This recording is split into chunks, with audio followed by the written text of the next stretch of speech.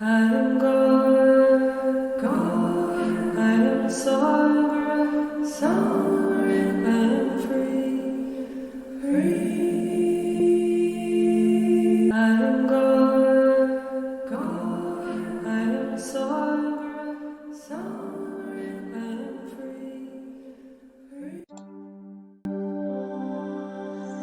As humanity traverses the collective dark night of the soul, we came together and decided to step up amongst so much insanity, to be an authentic, heart-centered and unified voice in sharing our personal stories and experiences, with the hope of inspiring and awakening others into their true nature as the eternal God, light and love that we are.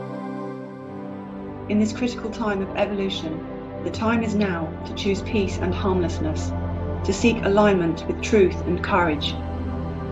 The time is now to cultivate our soul, to understand our multi-dimensional selves, whilst guarding and protecting our minds. Let us break down the walls of separation and classification. Let's reconnect our hearts to the oneness. Will you take steps to heal yourself, to choose pro-human values? Our inner work is to free ourselves from pain and delusion, so we can live with clarity and coherence in service to others and our communities. What is the agenda of the anti-human controllers? What is the agenda of divide and conquer? Imagine what life could be like right now if you lived on this planet in harmless actions. How can we stand up for our inherent human rights? Can we do the right thing in the face of tyranny, in reclaiming our sovereign freedom, demanding truthful information and full disclosure? For one and for all, we are the Truth Pulse.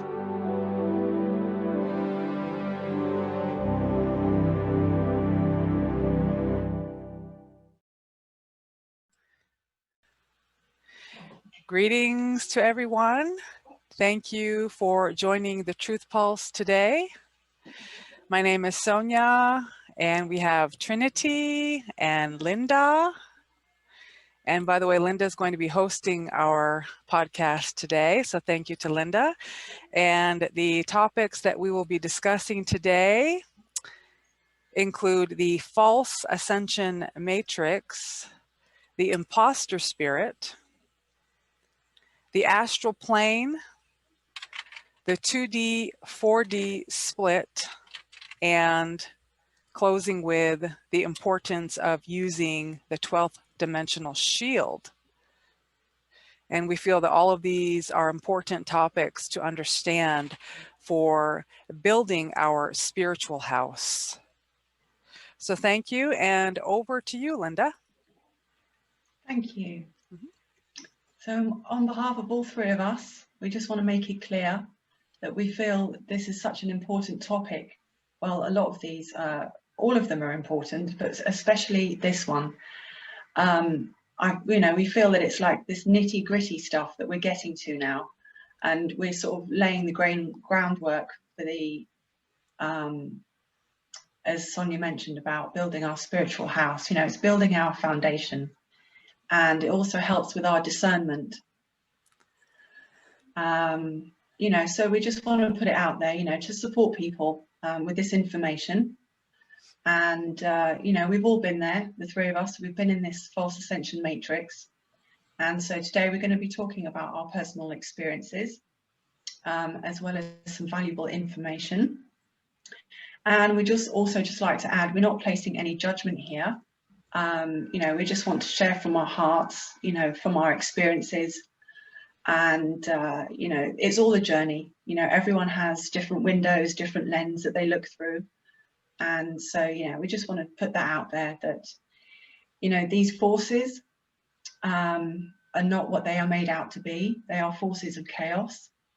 And, it's really front and center now in front of us, these forces.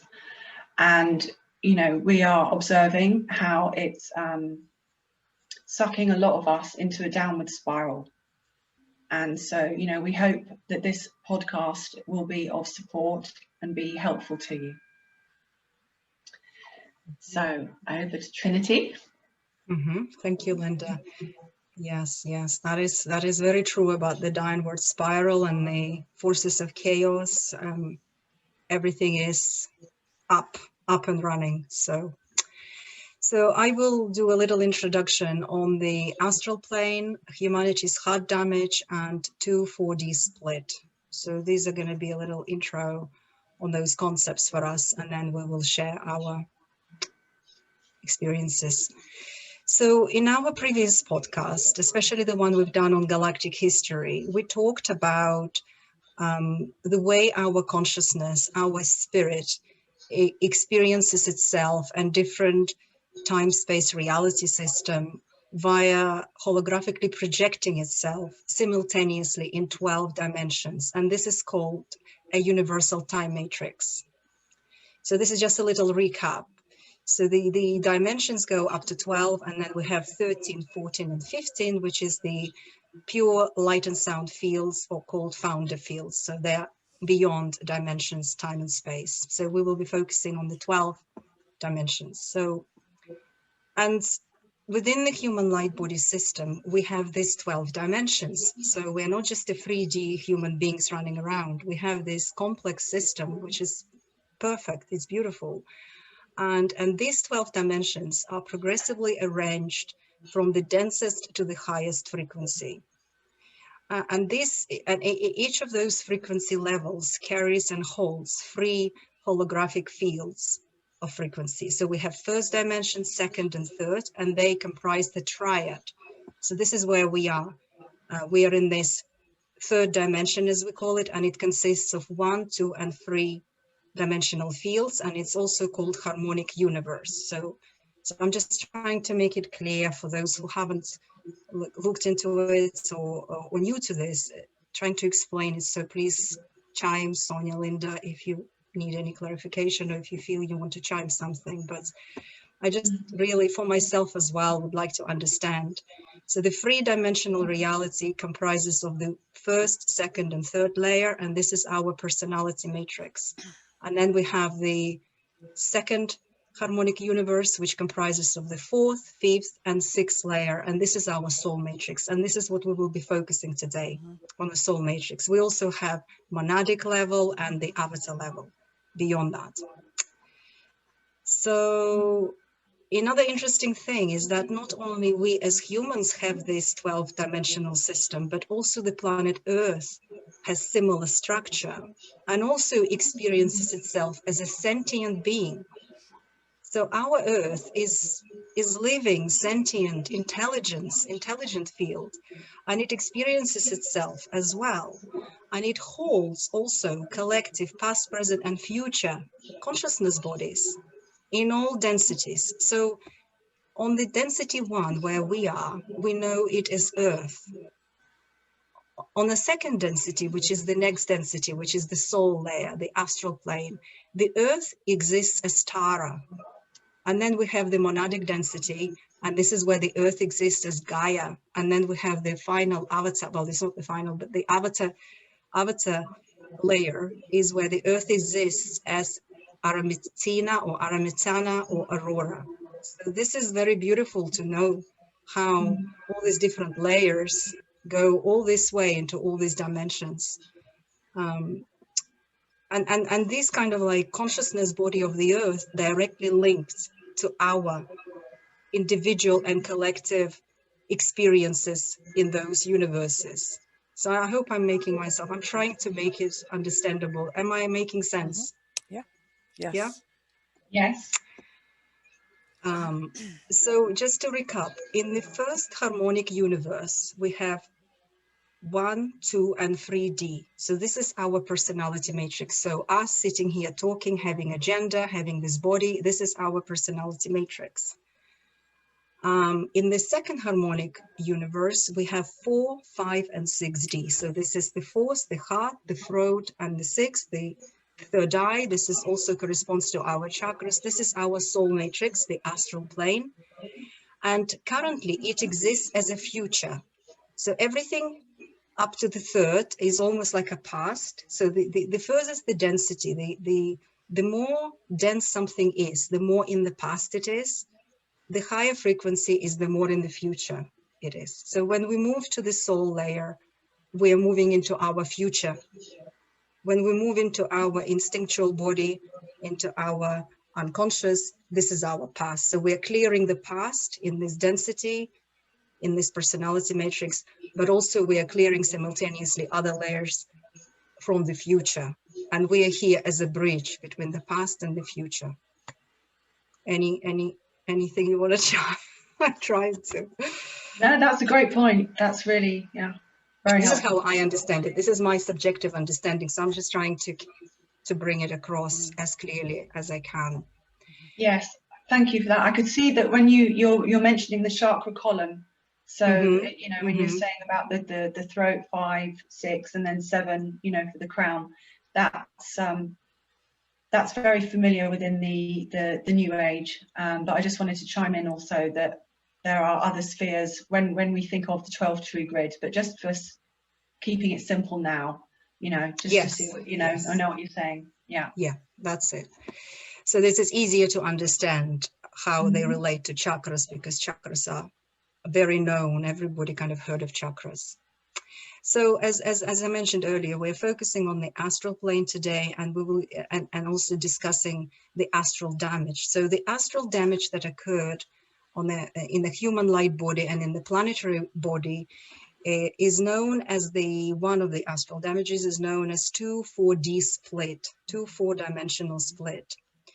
So as I mentioned earlier, the astral plane comprises of 4, 5, and 6 dimensional layers, and it is closest to our 3-dimensional reality. It's the next level up.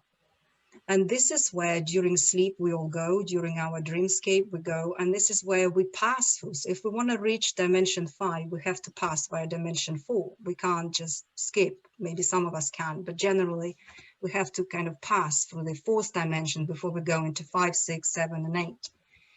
And this is where negative aliens actually have the most of their mind control and manipulation. They're basically manipulating it from the astral dimension. And because we, in a sense, can't avoid passing through it, all of us, in a sense, are getting this manipulation and mind control worked upon us during our dreamscape. And also, of course, due to our traumatic galactic history of destruction, invasion, and planetary damage, they use the astral, the alien invaders, they use the astral plane as their control base, and they somehow able to collect the life force from Earth inhabitants via their alien machinery that they put on the astral plane. So as a result, obviously that accumulated a great deal of soul-based trauma, memories, fragments, attachments, and residue in the astral. And it also houses artificially created false light system, what Linda was saying at the beginning, FAM, false ascension matrix. This is AI artificially created by aliens, a system that basically what it is doing, it's some kind of artificially manufactured false light, which enables soul's capture and soul's memory erasure. So erasing the memories of the soul, so that the souls are then continuously being recycled through the earth and back to the astral, earth back to the astral. This is a very big kind of like net in there called false ascension matrix.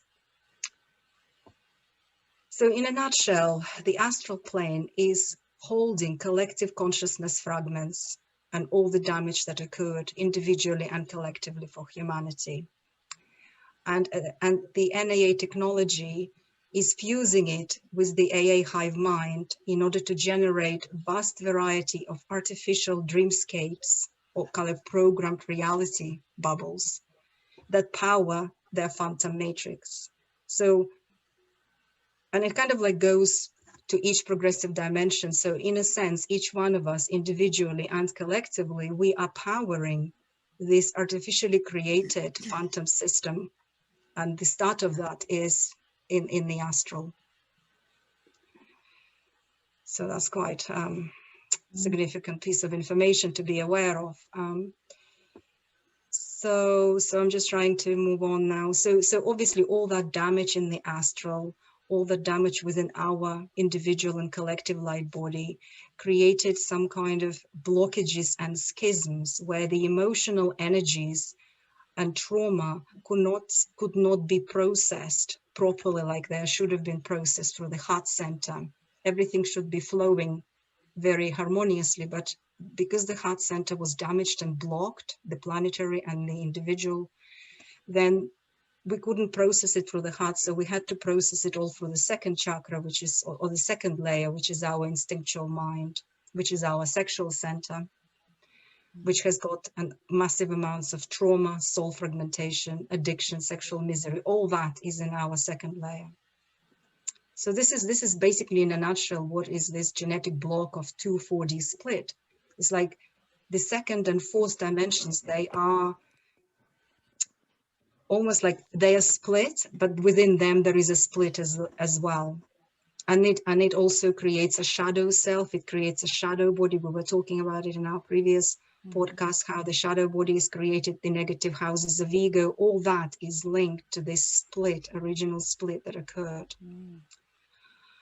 So basically our two-dimensional instinctual body has become split into different compartments, holding fragments and sub-personalities and collective chaotic forces.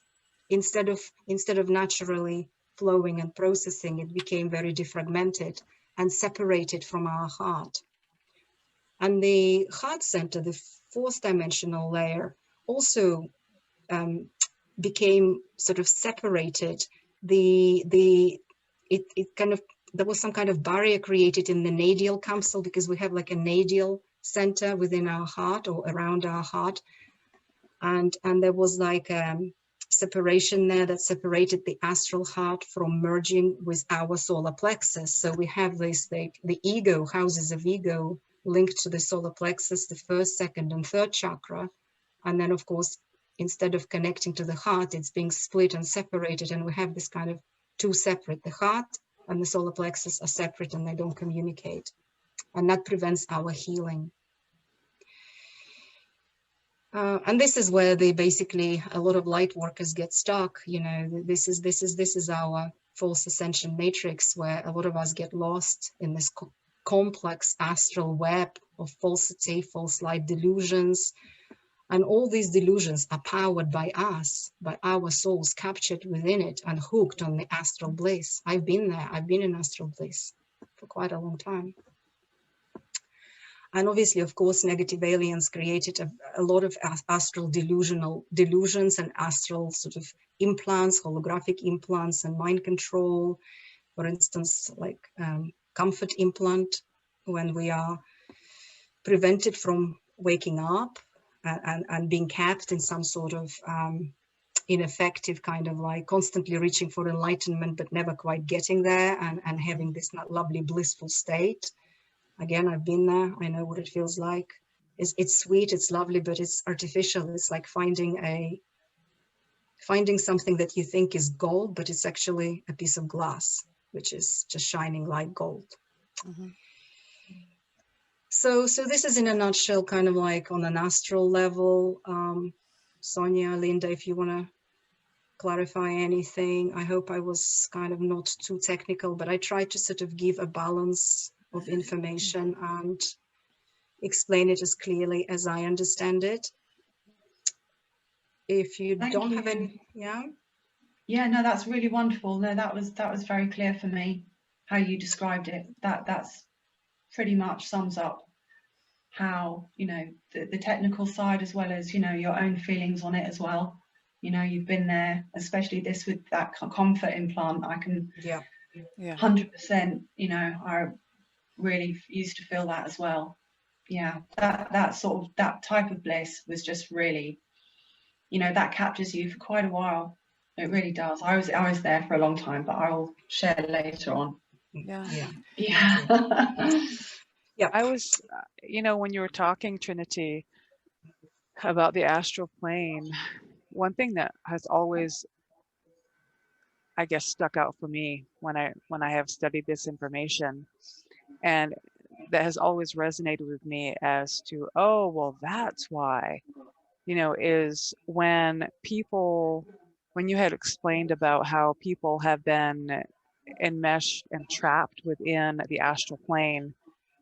And I think you touched upon this as well, but people have literally been stuck in these lower dimensions as far as, you know, you think that you maybe reached a level of enlightenment, but actually it's the false ascension matrix and you haven't. You've attained a certain level of something for sure, but it's based on half truths, it's based on watered down truths. And we haven't, most of us, I would say high 90s% have not been able to pierce the net. I think you used that word too. There's a net, this artificial net that's captured us all here. Again, sounds sci-fi, but and then how people have been constantly reincarnated. You know, they'll live a lifetime on planet Earth, and how there won't be any sort of processing when you leave the body to be able to talk about that which we've experienced on the earth plane, right? What is the word called? It's when you go through the process of Reincarnation? Yeah, it's reincarnation, but when you view the process of what you've experienced on planet Earth, there was review. a life review. There hasn't been a life review for people. They have been constantly recycled. Okay, like yesterday's newspapers. They just will die, leave the body, go to the astral plane, and come right back to the earth plane. And we've been stuck and trapped here. Yes, and that accumulated, I did mention that, but you just led me to that. That accumulated a huge amount of karmic exhaust. It's like a miasma, like a field, like a black goo or something that is basically, you know, if we repeatedly incarnate and if we are not processing or integrating something, it needs to accumulate somewhere. So it almost like the astral plane has become like a repository of all this karmic exhaust, all this kind of like aberrant energies, anything that wasn't being able to be processed was accumulating in there. So we basically have astral plane now, which is like rigged with all these different pockets of this accumulated black miasma, which could be individual and collective. It's like, I don't know. I mean, I don't necessarily enjoy astral plane in my dreamscape.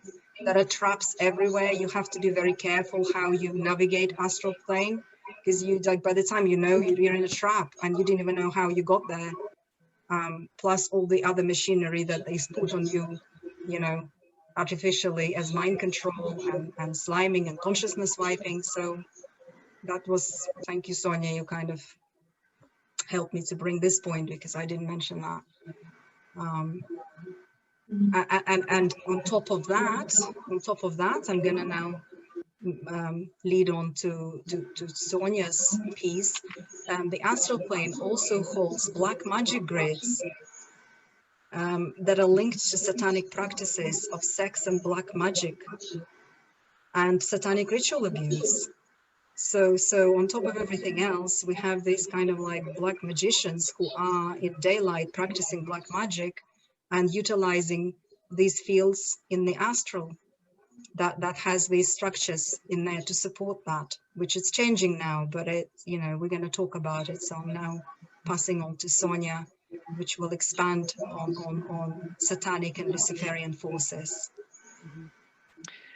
Oh yeah, thank you, Trinity. Yeah, it does bring us on to the next topic of discussion, which is Satanism. This ties into the 4D astral realm for sure. And Satanism is based upon the manipulation of energy and consciousness through mind control, deception, and is many times ritual based, also known as satanic ritual abuse. And to me, the key word here is manipulation. It's a manipulation of consciousness. It's mind control. Okay. And also the frequencies of pain and suffering with a type of blood sacrifice are required, such as in war or any other type of killing, to create an energy field or vibrational frequency connecting into the negative alien agenda participants. Those are both human or non-human participants. Okay. And the fourth dimension, or the astral plane, resonates to low vibrational emotions such as fear, guilt, shame, physical pain, louche, hatred, and so on. And Trinity, you had mentioned that. So elaborating on that a little bit. And therefore, when SRA or satanic ritual abuse occurs, okay, these emotions are summoned and they connect strongly to the reptilians, the negative alien agenda, the fallen angelics, the demonics, and they feed off from those. We sometimes will say, sounds a little sci-fi, sounds like it's a movie that you might rent on TV, but these are the things that have been hidden from humanity. And so take what resonates, but kind of go slow and try to maybe absorb and mull around what we're talking about, because they're difficult topics. And as well, wanted to talk a little bit about the imposter.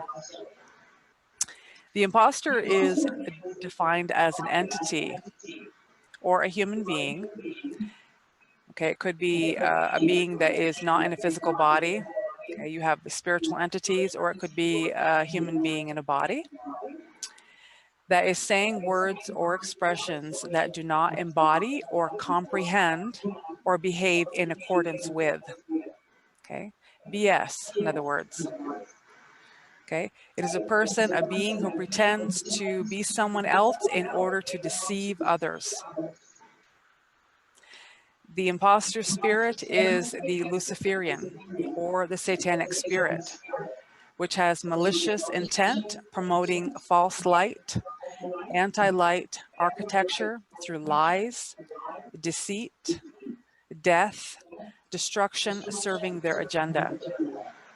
Okay, so we have to remember when we're talking about these anti-life, anti-Christ beings that are perpetuating this, they don't have God force circulating through their consciousness. Okay, so they're using all of these things to bring the energy to their level so that they can suck off from it. These belief systems were manifested from the predator mind of the Orion group. Okay, these are the reptilians that we talked about, and which form the basis of the negative ego. That's a very important point. A little bit more on the imposter spirit. It was intended and imprinted as our false parent. The spiritual betrayal we have experienced in our hearts and our souls due to this fact has been crushing for many. Okay, that's a good point. And without our true identity, and with being incarnated into an enslavement matrix like this, humanity became unaware of their purpose, and we have existed without knowing our God source connection.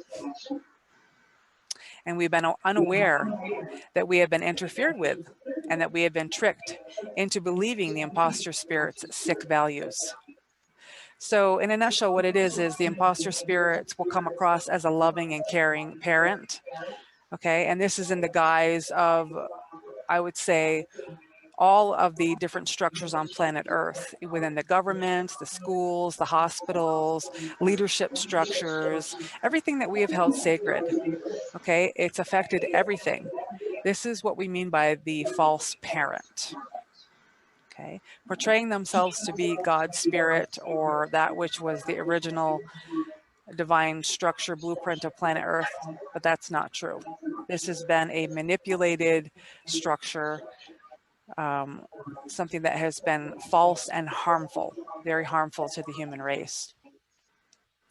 Now, when I think about the imposter spirit personally, what came to me is the Twilight Master. And again, thank you to the ES Ascension glossary for all of this Ascension information that we're talking about. And so the Twilight Master is a form of imposter spirit. Okay.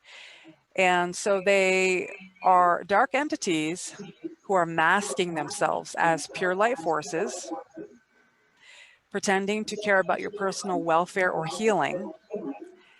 And they come in the form of like a teacher or a guide or a guru. Is that to say that all gurus are this way? No. But I'm saying that a majority of them have been as a part of the false ascension matrix.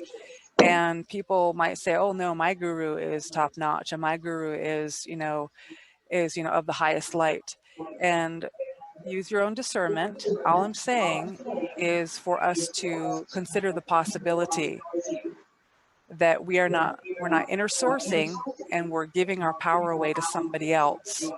And therefore it might look shiny and pretty, but when we can start to understand the deeper dynamics behind the facade, when we can start to open up to higher sensory perception, we're going to see what's truly there. And this is the imposter spirit. And I would say that, not only have, most of us, I would say along our path, we will rely on an imposter spirit, a twilight master, a false teacher, someone who makes something sound very pretty on the outside. But here's the big, I would say, the big point for me. When I look upon a teacher and I can tell the difference between someone who is true blue, okay, someone who is telling the truth, and someone who is heart-based and really God-centered based, versus someone who is just painting a pretty picture. And the way that I do that is I look to see how much work they've done on their negative ego. Because someone will preach something, they'll say X, Y, and Z, that we should behave this way and that we should be practicing, these certain modalities, and that we should be following, what the person is saying. They'll have this pretty speech, for example. And then if you really start to pay attention, you can start to feel darkness, maybe, right? Or you can start to pick apart these negative ego aspects. There's a lack of humility. Okay, that's a big one, lack of humility. They're not coming from a pure heart-based center within themselves. And I don't want to connect in with an imposter spirit, with a twilight master. And we all of us who are interested in helping humanity, we all, I would say, a kind word of caution. We have to be very careful of that as well, to be careful that we are walking the talk. Okay, if we're saying something, then we should be doing it ourselves. We have to be releasing the negative ego, taking the steps to purge the negative ego. Sometimes that involves confession of what we've participated within and saying, this is what happened, but this is what I've learned from it. I've taken steps to now do something differently. So those are some key points that we can look at when we are connecting in with a teacher that may be trying to pass something on to us. Check to make sure they've done their work and that they're working their negative ego and clearing that. And I think that will take us into, well, first maybe I should pass it on to Linda and Trinity. Did anything come up for you when I was talking about that you wanted to share? Yes, I thought, yeah, that was excellent points. Thank you. That was brilliant. The power abuses that was coming to mind as you described, these spiritual leaders or teachers and these twilight masters. And, for those of us that have been around in the New Age circles for a while, we've all got stories of seeing these teachers and leaders, as you mentioned, Sonia, the importance of, are they clearing their negative ego? And this was such an important piece of information for me, this imposter spirit. And, I will continue to talk about the imposter spirit always, because it's essential to know. It's our foundation of what has happened to us down here.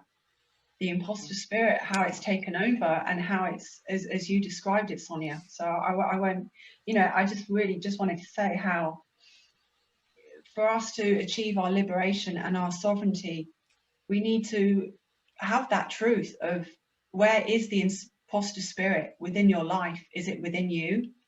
Is it within your family structure? Is it within your ancestors? You know, maybe you're following a teacher or a leader.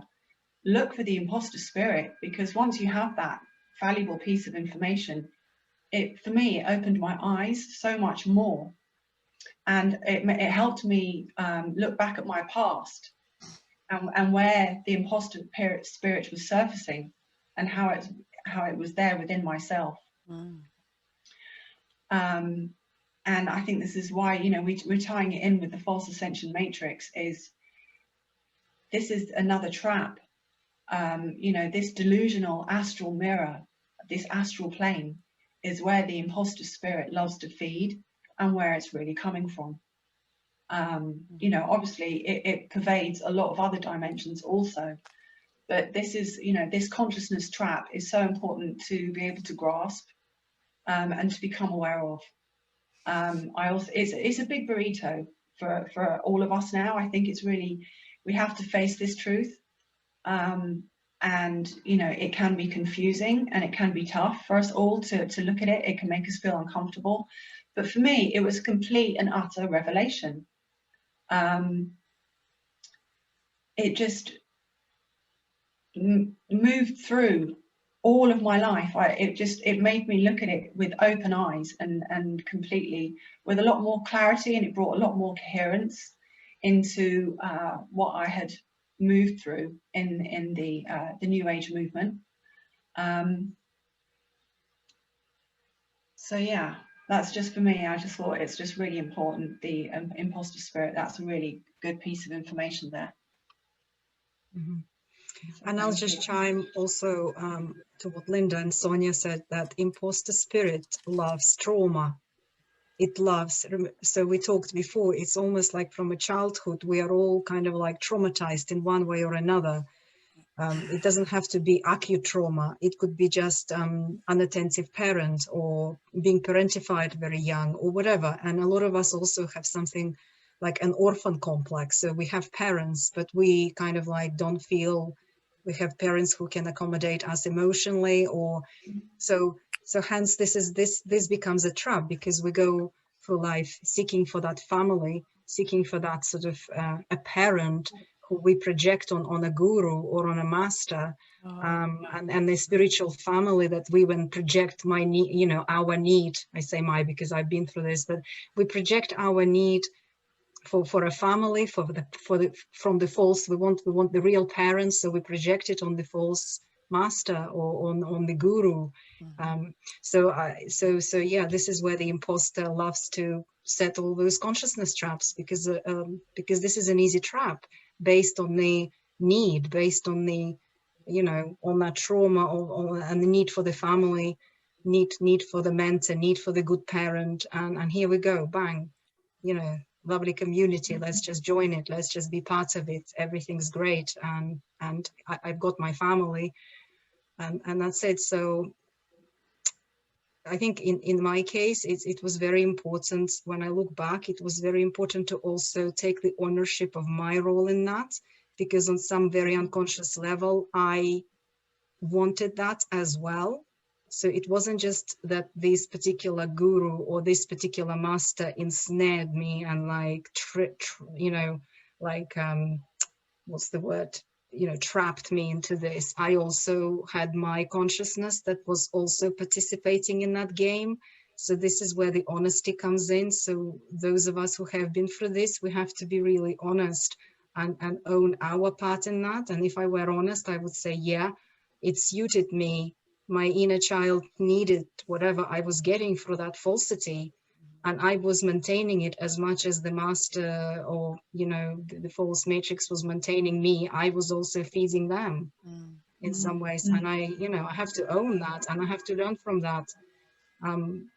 So maybe the younger generations may not need to go through similar experience, but the discernment and the honesty with oneself, and understanding how this orphan complex pushes us to various kind of like dynamics that are not productive for us.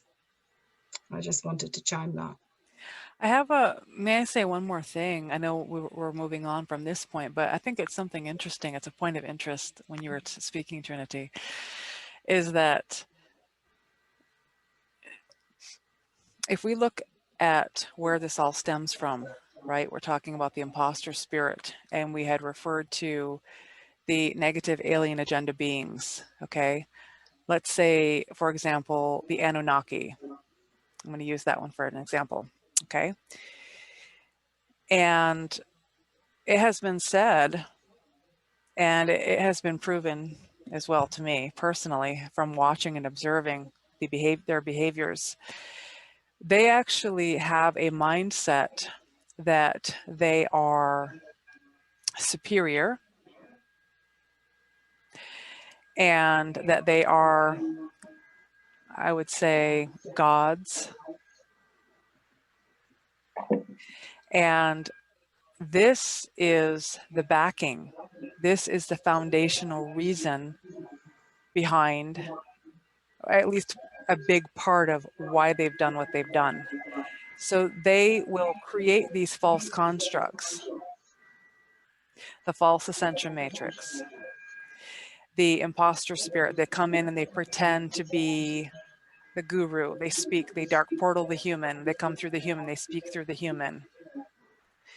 And they actually have a mindset that humans are less than, that humans are to be enslaved and puppeteered and used as food. And then, you know, the question's been asked before, well, why would they feel that way? You know, why would they think that humans are that way and deserve to be treated this way? And not only humans, there's other races of beings. Why do they come across this way? And the only thing that I can think of, and I'd like to hear what both of you say on this, but to me, it's because they have severed their connection from God Force, and they have built up that, I mean, the negative ego stems from them because they have this, I would say, this mindset, this, it's their consciousness. To me, it's a narcissism disease that when you disconnect yourselves from the heart of God, from consciousness, okay, and then you're outside of that. And it's sort of like you're just kind of like in this survival mode, and you know that you are special, and you know that you once were loved and a beloved being, but you don't have that anymore. And so these negative constructs become developed in the mind. It becomes poisoned. And you start building up these false personas about yourself, thinking that you're better than another being, thinking that you should be worshipped. This is, again, this is the religions, right? This is the false essential matrix. I don't know if I came across and expressed myself well enough, but I'm wondering what you Oh, both you did. think as to where it stems from. Yeah. Yeah, it stems from superiority. It stems from trauma also. It stems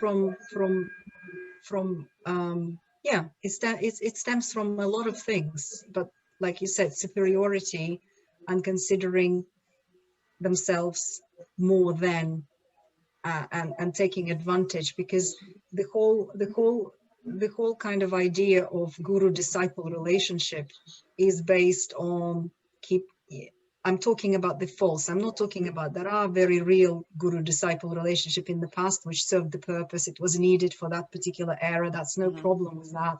I'm talking about the false constructs, and the whole idea is to keep the student always as a student and the guru always as a guru. There is no, you know, you see, at some point the student has to become its own master, but in the dysfunctional relationship it never happens. The student always remains as a student, and that becomes dysfunctional, false construct, artificial construct. That it's, and this is what Sonia said, it ties in with the superiority, because the Anunnaki or whoever is controlling them, or Orion races or reptilians, they do not want the student to become equal to them. they always want to have the superior hand, whether it's a false father, whether it's a false god, whether it's a false guru, whether it's a false whatever, government structure, parent, you know, whatever it is, they always want to have a superior stance. But why? Why do you think that is? Well, exactly what you said, because they serve at their own connection, and they need the power source. They need, their ego needs to feel that importance constantly, to feed itself through that sense of arrogance and superiority. Yeah. Because when you are filled with God, when you also constantly sustained, why do you need to feel, why do you need to elevate yourself on anything? You don't need that, because you're already filled up. You're full. Yeah. You see, because they are not full, they cannot be, they have to parasite, and hence this game comes in. I am better than you, I'm more superior. Wow, well said. Yes, thank you both for that. Yeah, that's perfect sense. It really is. You know, it just feeds into the service to self. I mean, for me, that was a big light bulb moment when I came across that service to self. You know, it really ties in with what the tyrannical control. It's all about what serves them, and so we are the servants.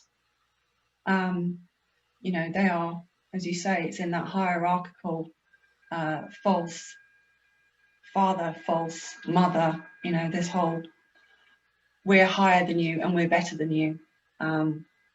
It just really feeds into that. Yeah. And the whole mind control is based on this polarity, master slave, you know, superior, inferior, yeah, thought forms. This is like a lot of mind control is on those thought forms that we are conditioned from childhood to you know, obey authority, to fear authority, or to fear whatever it is, the government structures, whatever it is there, like religion, you name it. But we have these constant thought forms running, that we are less than, comparative, constantly comparing, constantly trying to compete, constantly trying to kind of more money, more this, less that. And this is what, you know, is very convenient, because we are playing the game, then we are in that game, we are conditioned to be in it. Yeah. Yes, I mean, without the God source connection, you don't know love. And if you don't know love, you have no compassion for any other being. And, you know, I'm sure they have a lot of infighting amongst themselves, you know, and they're just out for themselves, you know, with their different factions, you know, they're warring with each other, as well as, you know, just war, constantly war and killing, war and killing. And they got away with it for a while, didn't they? And this is what also fed their ego, because they're like, oh yeah, this is great. And they did what they did on planet Earth with all of the, you know, the cabal and all of the destruction and the poisons and everything you just said, you know, you both explained. But they did get away with it for a while, and now they're having a very difficult time wrapping their head around Ascension is here, and no, we're not having it. Yes, there is no escape. Okay. So yeah, that's painted a really good picture, I feel, for the next piece. Discerning spirits. I'd just like to mention that the important piece for me is the missing link when I discovered the information that I'm about to describe.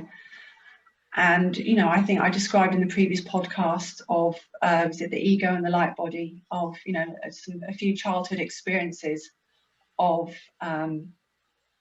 seeing the dark and seeing some dark spirits and hearing dark spirits, as well as some positive spirits of truth and light. And when you are a spiritual seeker, especially I think for when many of us are healers, you know, we have got this blueprint of being a healer and of being a truth seeker. And, you know, this new age movement I got into from a very young age. And we were taught, you know, how to open yourself up to spirit guides, to open your third eye. And you are opening yourself up to these different dimensions But there was no mention of dark spirits. There was no mention of negative aliens. And, you know, it's like, yeah, you know, oh yes, you can do some shadow work, but there was really not much information that I came across to describe these forces or these dark spirits and what to do about it or how to protect yourself. You know, a lot of it is just pushed under the carpet, and it doesn't serve us if we don't have that information as well. You know, we really need to be aware of both sides of the story. You know, this earth that we've been on. So yeah, just wanted to put that out there. So discerning spirits. So, you know, we have been unaware that there are dark spirits that are assigned certain purposes by the humans and non-humans who evoke them. We live in a multi-dimensional world with every kind of spiritual force one could imagine. There are spirits of hate, there are spirits of rape, poverty, and there are spirits of paedophilia. There are also truth and light spirits. So most of these collective forces of spirits were human once, but over time they were bound to that consciousness theme from their own repeated actions. These lower spirits are then manipulated by the NAA and by people. And so, as Trinity mentioned before, you know, these black magic fields, these demonics, and these lower consciousness forces are then evoked. So, you know, it's really important to comprehend what people are dealing with and what you expose yourself to when you become more of a spiritual awakening being. It's not all about love and light. You know, we have to be aware of these forces there also and how to protect ourselves. And, you know, the best form of protection is, you know, what are these lower spirits feeding off? So this leads into my next point. Everything has a type of consciousness. So, you know, for those that are of us that are healers, empaths, light workers, you know, we feel the consciousness of crystals, of trees, of rocks, of animals. You know, we feel the higher consciousness, and also the lower parts of this consciousness that feeds on these lower feelings of, you know, hate and wrath. So then these dark spirits then latch on to these emotions and then onto this light body and onto the human. But they're also existing all around us in these dimensions, as we just spoke about, as this astral plane. So, you know, we carry a lot of this dead energy. You know, if you are an unconscious human being, you're carrying around this energy. We also carry around displaced spirits and alien implants. So when we are unaware, you know, that we have this sort of soul disconnection, we have this mind control that limits our further consciousness expansion. So the truth is, you know, this is about enslavement. This is without our consent, as we don't know what the heck is going on. We don't know what we're evoking or, you know, what is around us when we are being unconscious. And also when we're stepping into the new age and into these different healing modalities and, you know, whatever modality that you want to step into, are you being taught about these different spirits that are around us? More often than not, we're not. You know, it's like, oh yeah, just connect to this spirit guide, connect to that spirit guide, and then it's all hunky-dory. So, you know, this next piece is about possession. So, you know, we can have different types of forms of possession, which is in servitude and bondage to the imposter spirit. So as Trinity mentioned, the imposter spirit, and Sonia also, with the satanic and Luciferian forces, these are dark spirits, which also have their own hierarchy. You know, they have their top dogs and then they have their minions. You know, these are the forces of chaos. These are the forces of darkness. So, you know, within this state of consciousness, these patterns persist. You know, they create destructive behaviors within us. You know, it's more of a service to self, where we also have these destructive behaviors playing out, you know, just over and over again. They also create phobias. It feeds on fear. And so when we have low self-esteem issues, or when we have addictions, this creates a lot of astral debris. You know, so this astral debris is hanging around within our field. You know, these elemental forces, these lower elements also latch onto us. Entities also can latch on. And so if you're living in a state of low vibration, this is what has created this reincarnation cycle of over and over again of, you know, until we are able to lift ourselves out of these lower vibrational forces and these spirits.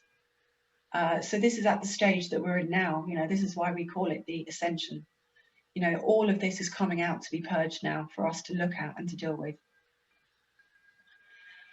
And sadly, there has, you know, been many cases of full possession, and that doesn't mean that the person is rolling their eyes and levitating off the bed. Okay, it means full possession is like a human is suffering and they're in pain. And, you know, it's very essential to know about the possession that can happen with people, and to know that we have the power, though, within ourselves to heal ourselves.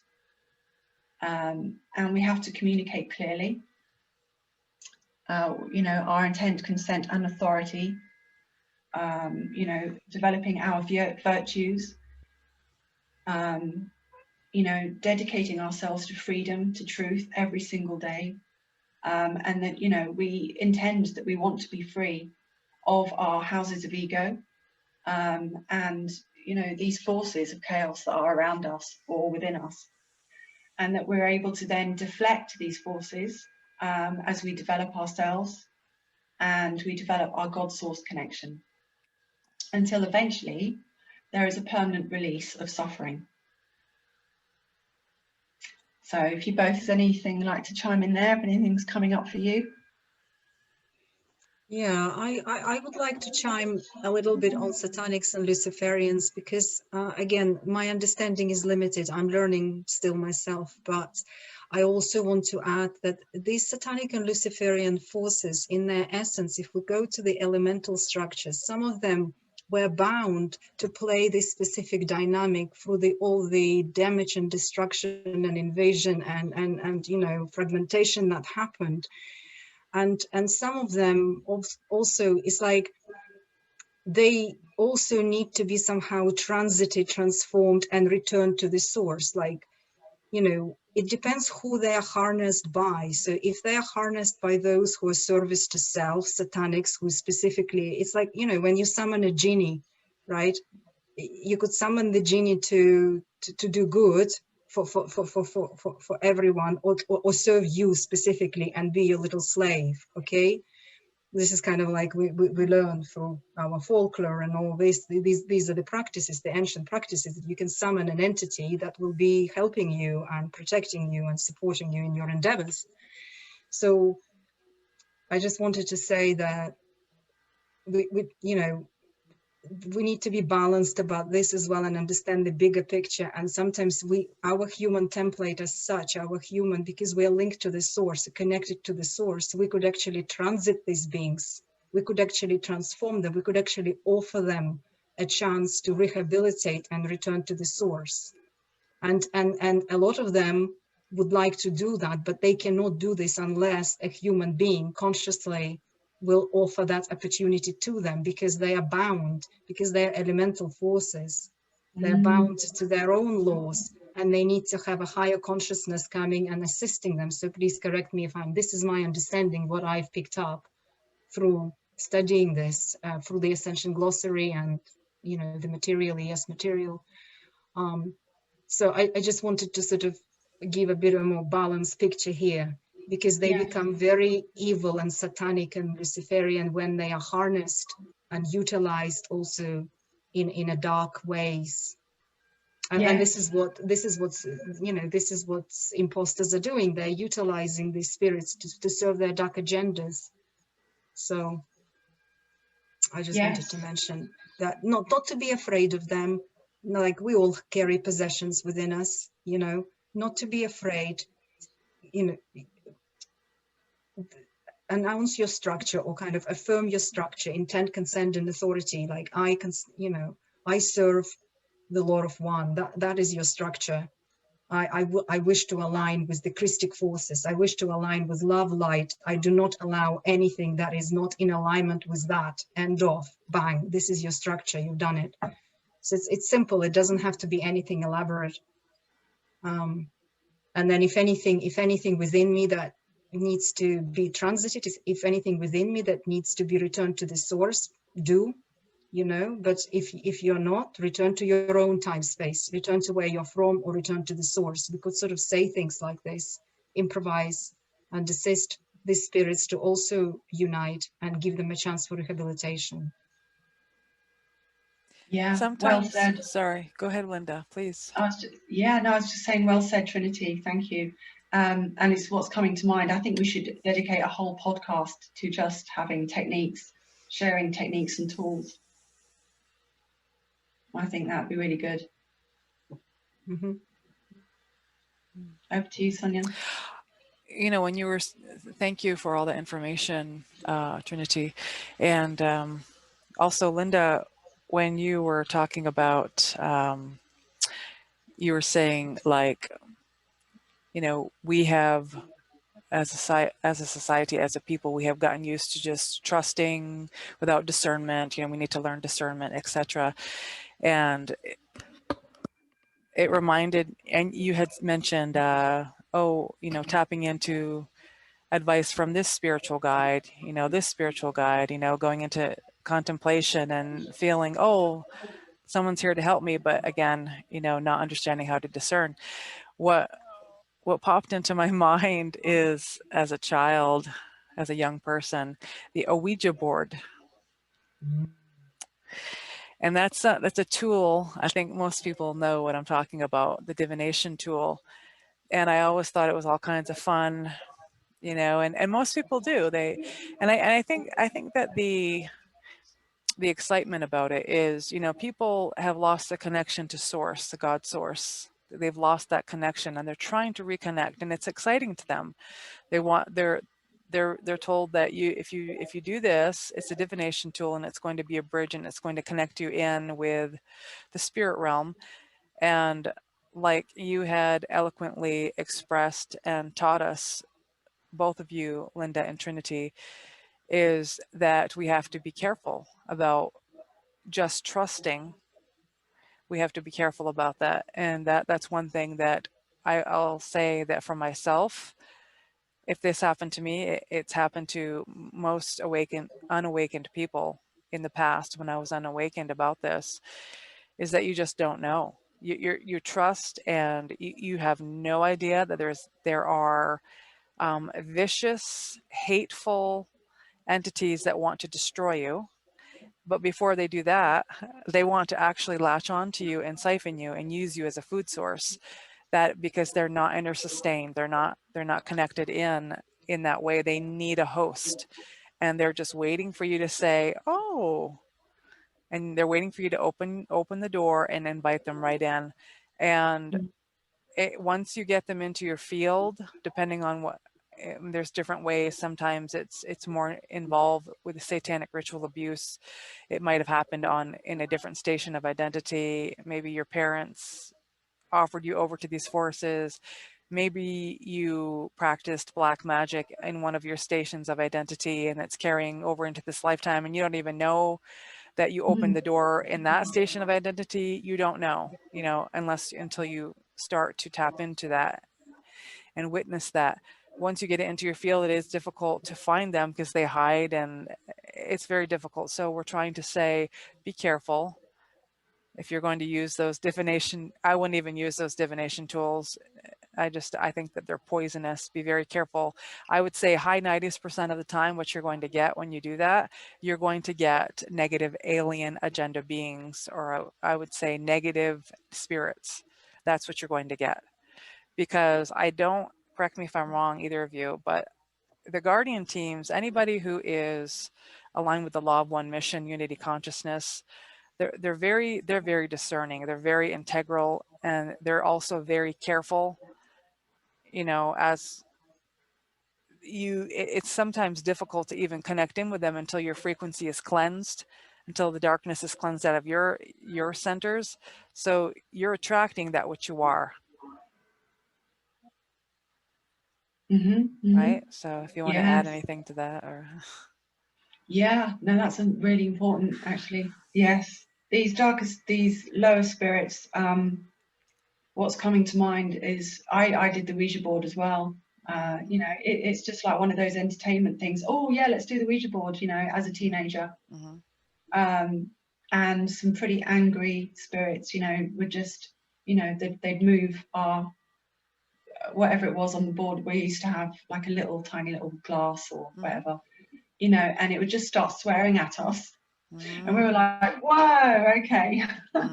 But yeah, no idea that, you know, you're calling in these spirits, and they're just like, they're all, you know, oh yeah, well, they're just coming and then they can just go away again. It's like,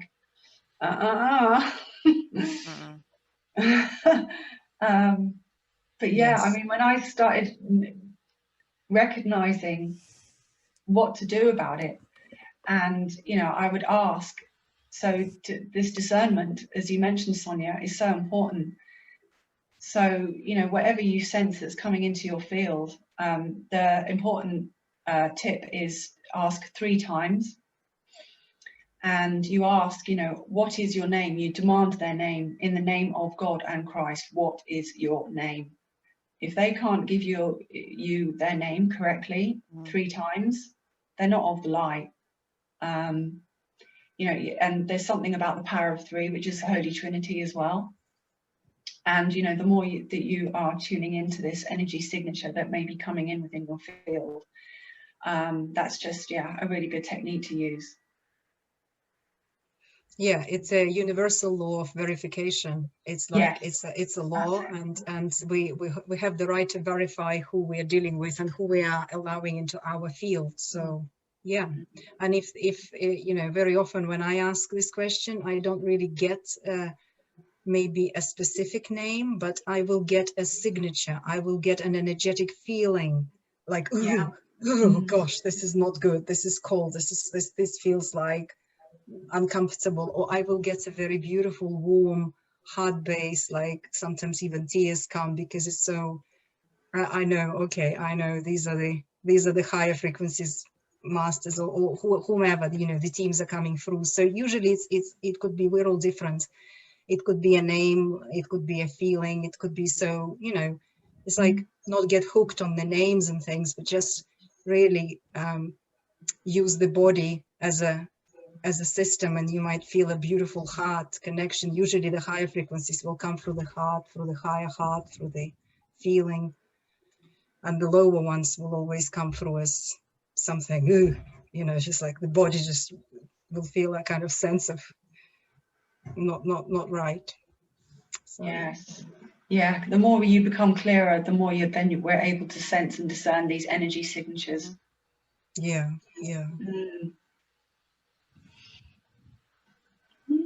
Okay, should we go on to the next piece? Are we ready? ready. Okay, so the false umbilicus connects into the 3rd layer of our mental body, into the navel or solar plexus area. So this alien technology leads us through the reincarnation cycle. So, you know, when we die, it's like we go into this white tunnel. You know, it's sort of ending up in the astral. So we're in this white tunnel, and because you're in this astral consciousness, then you go back in, you know, into another body, you know, and then we were stuck in this loop. of this astral consciousness. You know, you leave a body, go into the white tunnel, you know, go back again. But you know, the good news is now, as more of us have been going through the soul matrix embodiment and the monadic embodiment and upwards, we are able to reset and expand our navel and our solar plexus into the organic still point of the heart. So it becomes like one whole field. And as Trinity mentioned, the nadial capsule, it's also like at the back of the heart. So as well as the front, it's also around the back. So this nadial panel expands and links up into, you know, our soul matrix. So, you know, as we're clearing out all this astral stuff and debris, you know, it's connecting into the higher soul matrix. You know, then which Linda, helps us. Can I ask you something? Can I ask you if you can clarify something? The nadial capsule that you talked about, so that would be a layer of our spiritual body. Is that correct? In other words, we're not going to be able to see it with an X-ray. You said, I mean, to clarify for the viewers or the listeners, right? Yeah. So you say it's positioned in the back and in the front, in the heart center, but as a part of our etheric bodies, the spiritual bodies, and the spiritual blueprint of our bodies. Would that be correct to say? Yeah, that's correct. Yes, yes. So the light body architecture, you know, we're sort of talking about the holographic template. But, you know, as they do connect in to the physical body as well.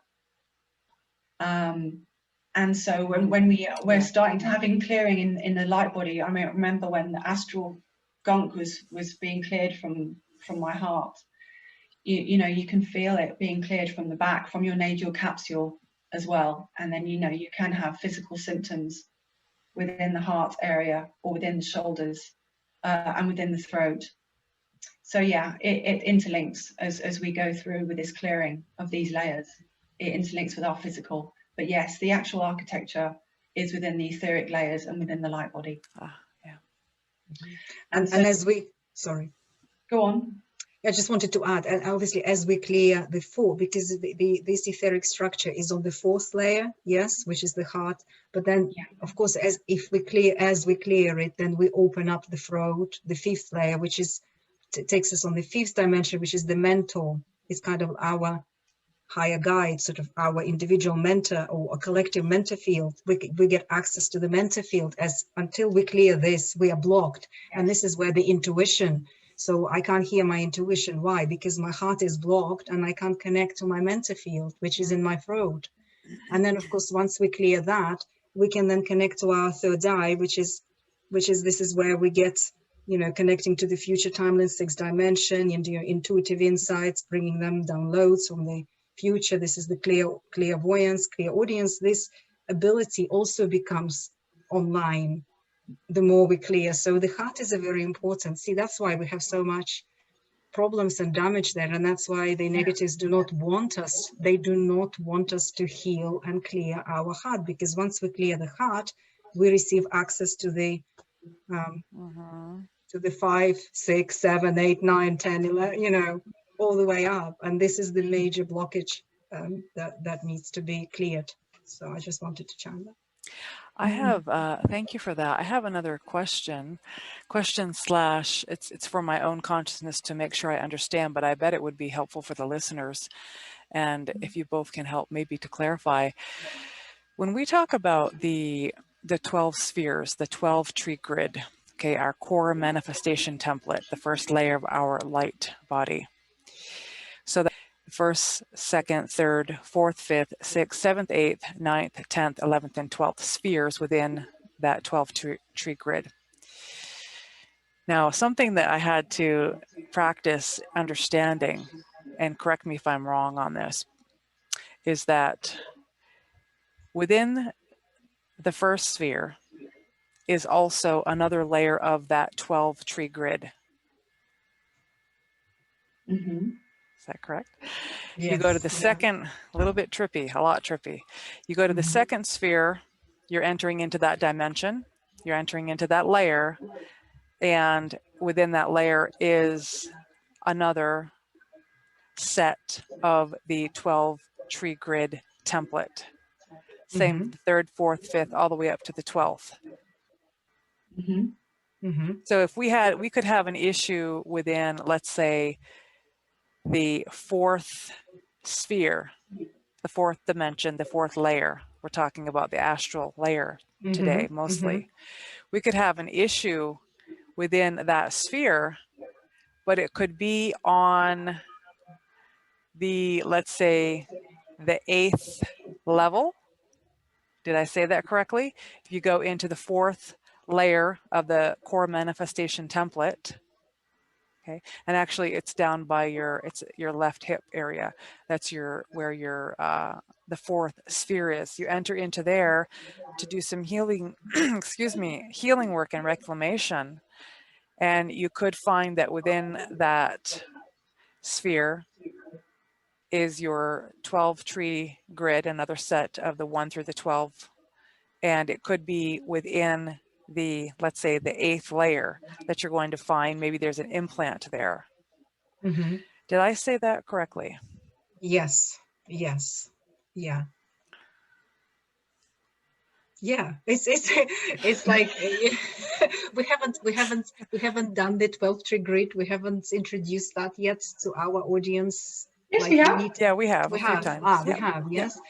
So maybe we need to sort of do a bit more comprehensive one on 12 tree grid and maybe talk. But yes, I absolutely. Yes. Yeah, this is it. So the diagram we showed before, it shows the spheres, and the spheres, you know, so it doesn't show the chakra column, but when we have that as well, you know, I think that's more of like a sort of new age aspect, I would say. You know, for me, it gave me a fuller picture of the different triads. You know, this is why it's 12 for the first level layer to clear out of the light body. And so what Sonia was mentioning, you know, you know, you've got something going on down there, but then the 8 starts clearing as well. And this is it. I mean, they are all interconnected. You know, these are all branches that are connecting together. And so if something's resonating, you know, or clearing within the 4th, then, you know, it can, it's like a webbing. Yeah, it's an organic webbing. Yeah. Yes, so when you think about it, it's like a web. So you know, it depends what you're holding and what dead energy or miasma that you're clearing out. You know, this is what I was just going to explain. Actually, it's like it's not all linear. It's all fractal. It's like a fractal. So you know, with the 4D, you know, we can talk about the distortions of the 7D and the 5D. It also holds the distortions in the 4D. You know, it's all interlinked. Which, you know, that'll lead into the false. But yeah, thanks for that question. I hope that clarifies a bit more.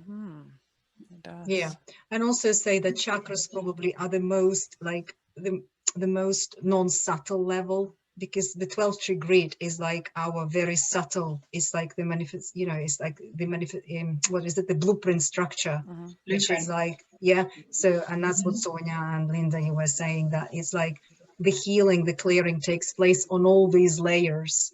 And we could sort of start as a chakra clearing, and then suddenly, like Sonia said, oh, it's in the 4th layer and the 8th layer, or, you know, it's all interlinked, and it's all.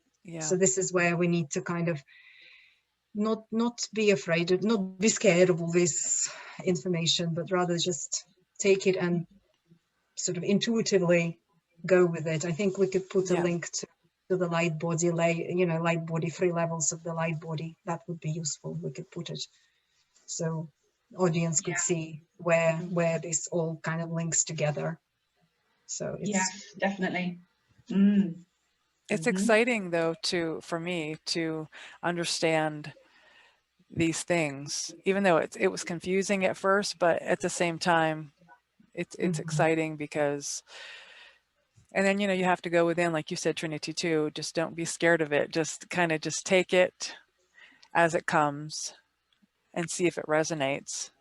You know, always trust your own discernment with that. But to understand our light body anatomy is important. We need to know who we are so we can reconnect and heal. And also, I would say that in the false matrix, for instance, where I was mainly rotating for a while, nobody talked about 12 tree grid chakras. You know, that's it. 7 chakras. And 7, That's all yeah. we've got. That's all we've got, right? Like, you know, if we look at the material, new age material between like in 90s, 80s, 90s, 2000, early 2000, you know, before this material started coming into manifestation, it was like 7 chakras. That's it. That's all we've got, and that's all you work with. And maybe meridian channels, Dantian points, you know, the Hara line and all that. But that's it. Chakras and that. So nobody talked about morphogenetic chakras, antiparticle chakras. Nobody talked about chakra 8, 9, 10, 11, 12. You know, that was not. I certainly, I mean, I remember that. I was reading everything available, like from India, everywhere, and I did not see anybody mentioning 8, 9, 10, 11 chakras, and like how it links to the 12 tree grid. 12 tree grid was only mentioned in Kabbalah teachings and like a Sephiroth, the tree of life, and it was with 10.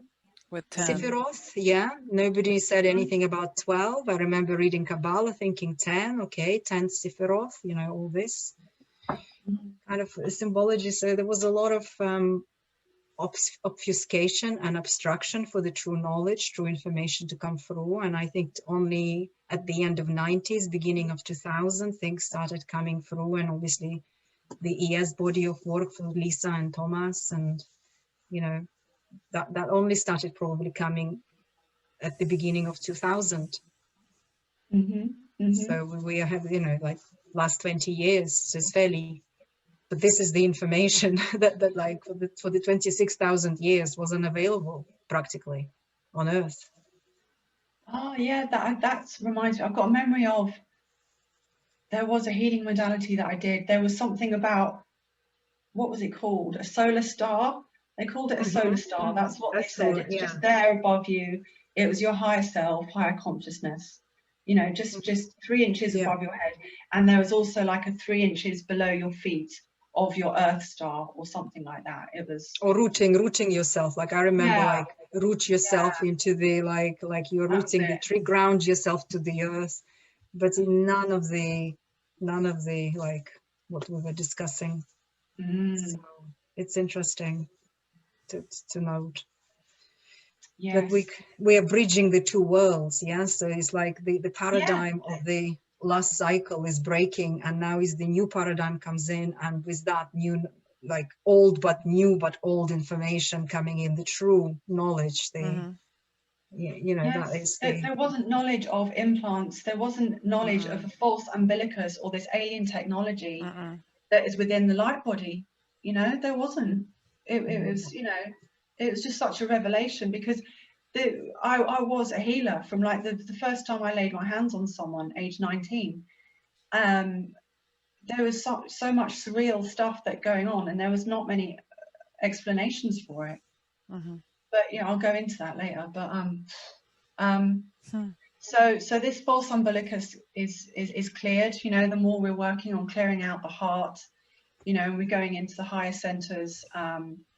You know, we break out of the lower mental body and going into the higher mental body. You know, which moves into the monadic oversoul matrix, and we start plugging into our Christ consciousness and our true organic source. We plug into our organic parents, you know, the Holy Mother, Holy Father, and Christ Sophia, the Trinity, as we've mentioned before in previous podcasts. So the false ascension matrix, this was installed in the 4D astral plane, which is primarily controlled by the 5D timelines. So this incorporates like a false white light, which is inorganic. We call it the fake false Christ light, which is used by the Imposter Spirit. The false ascension matrix also includes alien implants and bio-neurological mind control technology. which is exerted into the human's soul, body, and mind. So through this false white light webbing, that's a mouthful there, holographic inserts are installed, and also what's installed are alien software programs. So these are like lower vibrations, for example, you know, victimizer software. But the good news is now, you know, we are breaking free of being recycled. We are breaking free of these reversals within our light body. And we're breaking free of the tyrannical control of the imposter spirit and these insidious programs. We're also breaking free from being harvested, as we've described earlier. You know, Yeah. these, you know, when you're stuck in the lower vibrations, you are loose, you are being harvested by these dark spirits and entities around us. And, you know, the imposter spirit, you know, these are collective forces that are controlling you, us, when we are unconscious, let's say.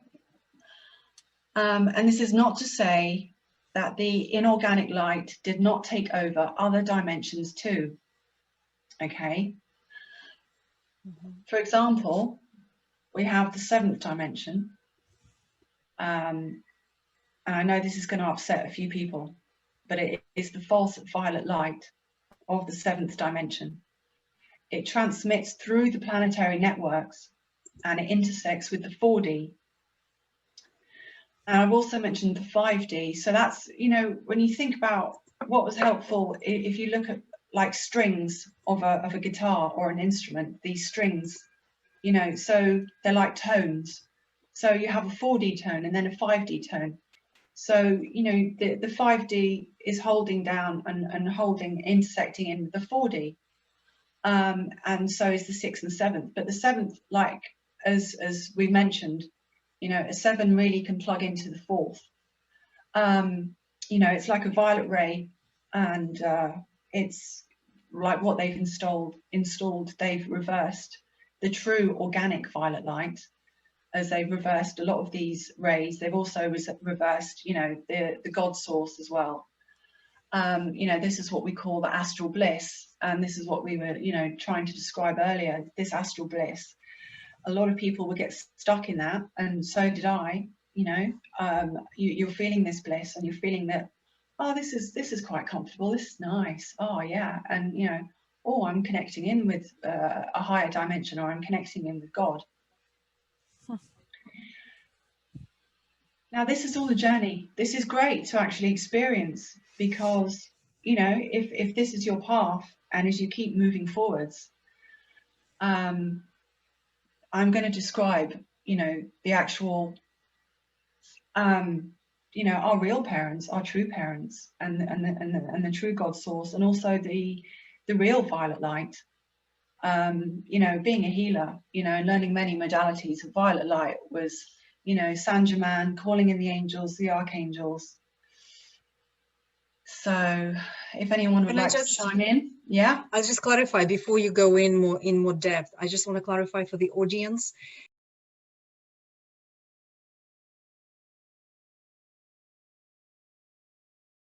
that the 7th dimension is actually the beginning of our monadic layer. So just to clarify, so we have the personality matrix, which is 3D where we are, and then we have the soul matrix, which is 4, 5, 6, right?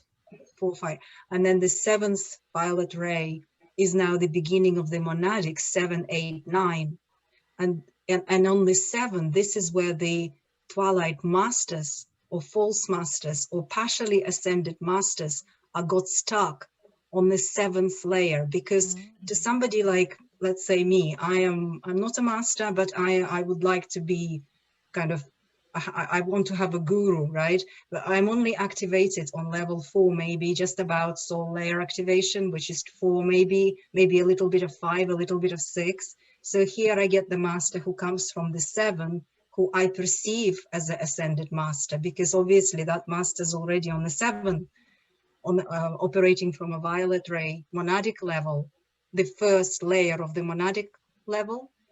So I perceive that master suddenly, oh my God, this is my guru, wow, you know, not realizing that actually it could be a partially ascended master who got stuck in the reversal seventh ray structure. So it's kind of like reversal violet flame, which is not real violet, like artificial violet. And a lot of masters actually, without knowing, got stuck in there, not realizing that they are not really fully ascended. Fully ascended master will go all the way to the avatar layer. Like it'll be on level maybe 10, 11, maybe 9, but not stuck on the 7th. So the fully ascended master would be totally monadically integrated and avatar consciousness integrated, so that they could leave this time matrix and go to the beyond time space. Like for instance, I give example, Ramana Maharshi was a fully embodied founder ray. This is how I perceive him. I don't know, you know, I may be wrong, but to me, Ramana Maharshi was one of the few embodied 14, like 13, carrying the frequency for 13, 14, 15 dimensional level. That's the one that I could certainly be sure about. And there are a few. Yogananda was fully, I mean, he was the real deal, the Yogananda, Paramahansa Yogananda. I don't think he was partially ascended. I think he was quite pure and quite high where he came from. So just my little observation. That's it. I just wanted to chime that before you go into the next level.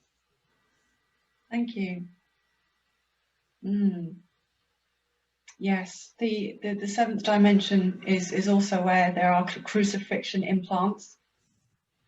So, you know, they are within our gallbladder meridian.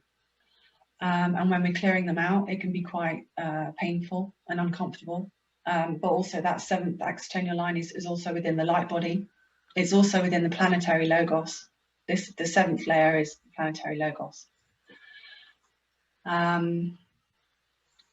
So yeah, you know, it helps up, you know, holds up the mirrors of delusion within the false ascension matrix.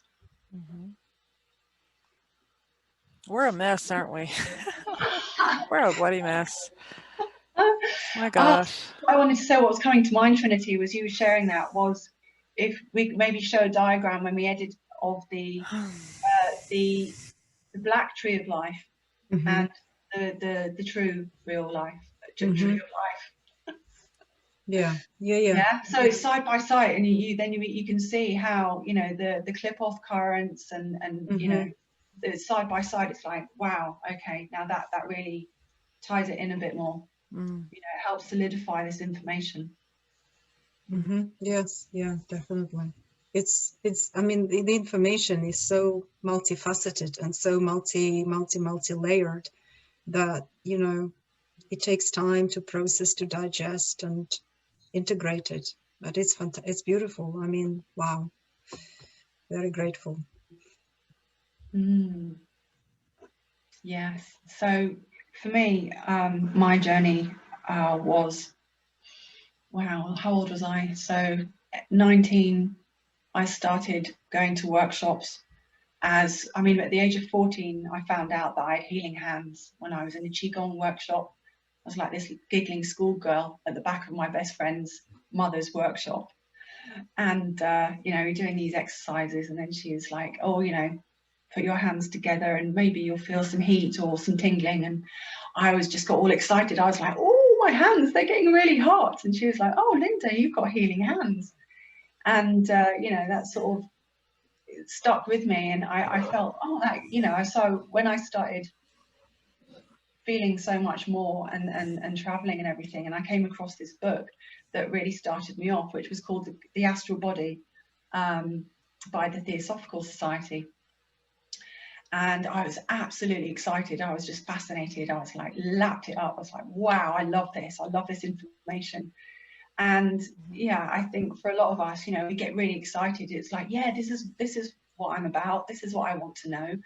And, you know, so from then on, it was everything that I could pay for, I did, you know, crystal workshops, Reiki 1, 2, Reiki masters, at least 3 or 4 other different healing modalities, and I was like really happy being in these workshops and going, oh yeah, I love this, and I'm healing and helping people. And so, you know, I was getting a lot out of it at the time. And, you know, obviously I was young as well. But also, you know, side by side with that, I was also partying, which is another astral trap. You know, I was drinking, and this whole astral delusion, I think for a lot of awakening youngsters is okay to, you know, oh, what's wrong with taking some acid or hallucinogenics, and ayahuasca has been another thing that's erupted over the last 15 years of and marijuana. It's opening, oh, it's all about opening your third eye, you know, to keep, just open it up, and, you know, you're opening to the different dimensions, which is all fantastic. I mean, not to say I had some far out experiences, very surreal, but also without, I didn't need any of that. This is the thing, it's like another consciousness trap. We are led to believe that we can only have these drugs to open ourselves up. We're not taught that we have that power within ourselves. And from a young age, luckily, I had experiences that I didn't need to take anything at all. And I would have some Kundalini experiences and some mystical experiences and go, wow, I don't need to take ecstasy. I don't need acid. I can, you know, I'm seeing and feeling all this naturally. And so that, you know, I was always sort of pushing back against it and feeling a lot of suffering of this trap that I was in. And, you know, not aware of what you're really opening yourself up to. So, you know, I just wanted to clarify that. And so for me, so with all these workshops that I go to, not having this awareness, you know, like healing myself and, you know, healing others, and yeah, I had some, you know, some good experiences. I felt that I was supportive or helpful in clearing things and clearing people's pain, helping them with their emotional problems or behavioral problems. And also, you know, doing that within myself. But it felt like I just kept going around in circles, you know, it was like that hamster on a wheel scenario. And, you know, I remember an elder saying to me one day, you know, I was like, oh, I'm doing all this healing and this is wonderful. And she looked at me and she was like, but yeah, you're only 25, Linda. You've got a lot more to learn yet. I was like, okay. And it's true, you know, I think as you mature, then you're able to, you know, release a lot more of the emotions, and you're able to, you know, do therapy or body work or whatever that you need to get over your trauma that you've held and everything like that. But yeah, so for me, what I wanted to share with you today was I learned to meditate. And when you know, I used to get into a deep state of like when I meditated, and my shoulders and these like the bones. So, you know, I'd finish a meditation and it would take me a good 10 minutes. It was like they became frozen. And it was just like, it was like so painful to move them after I meditated. And for, you know, 20 years, I was scratching my head going, you know, why am I feeling this, like this heaviness and this pain in it? Like it was in my bones, you know? So, for me, what happened was when I, you know, came across this ES body of work and I started doing these meditations and started, you know, connecting in with my own inner connection and God's source, the shoulders, that problem completely dissipated. It went away. So, you know, I took note of that. And what I realized is I was feeling the inorganic false white light.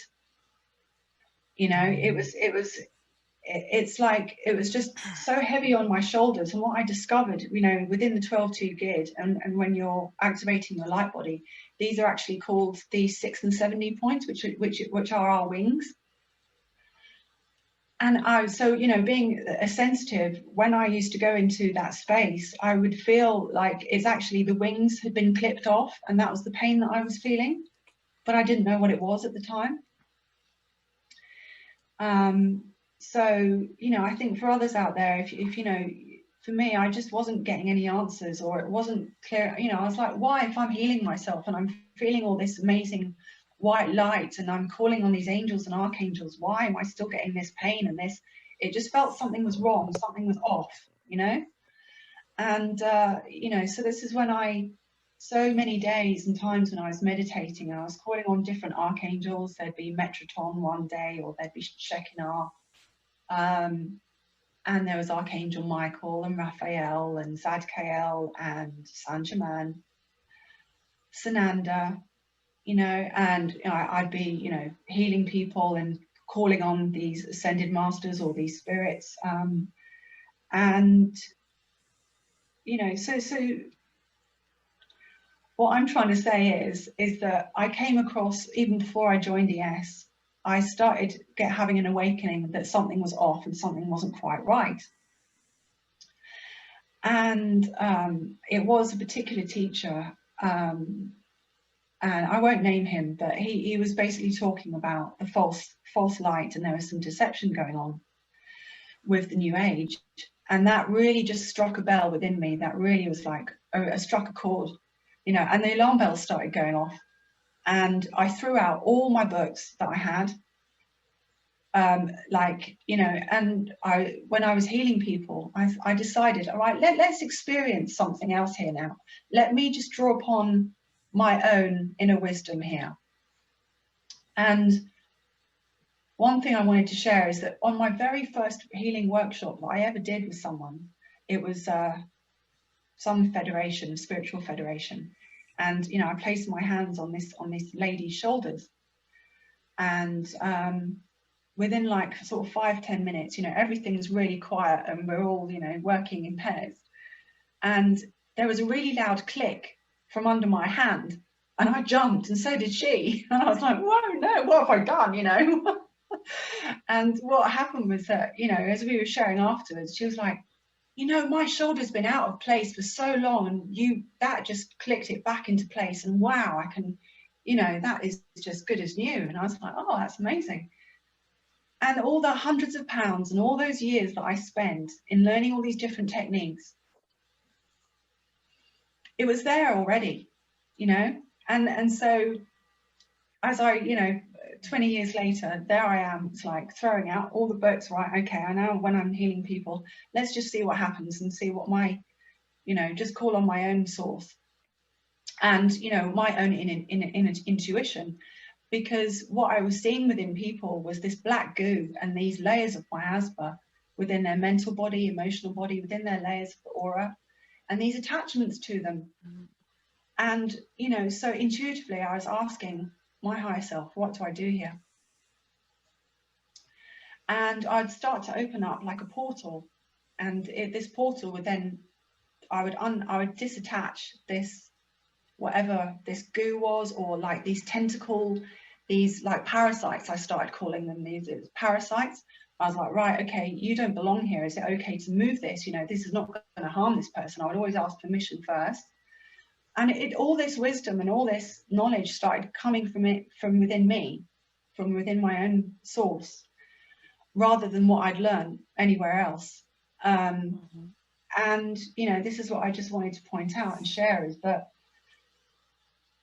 the more that I was able to clear these parasites out and open up these portals, and then, you know, always make sure that and reiterate to my clients what I saw, you know, not to be scared of it, but, you know, that there's energies or there's things that we need to clear within us.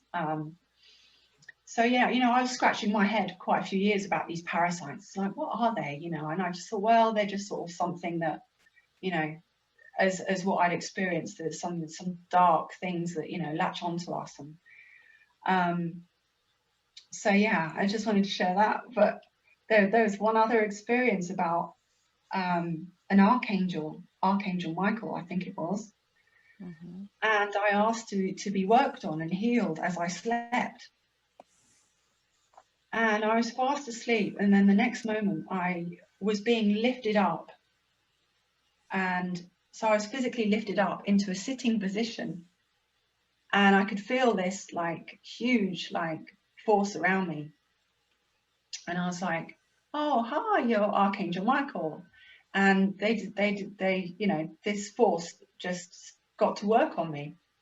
And I was like, oh, this is great, you know, they're going to help me clear this out, whatever I asked it was at the time. And I clearly felt like the, you know, the hara line, our vertical line that we have within us, from my crown basically did a 180, and it was just upside down. And you know, it went on, and I was like, you know, just went back to sleep. So this is what I just, you know, want to be clear about, is that when we're asking for anyone else to work on us, and especially these archangels or angels, and, you know, I just like to say that, you know, day after day, I used to have this angel meditation, and my home would be filled with these angels, you know, and it's like, oh yeah, they're working on my chakras, and they're clearing out 1 to 7 chakras, and I could feel them working on me. And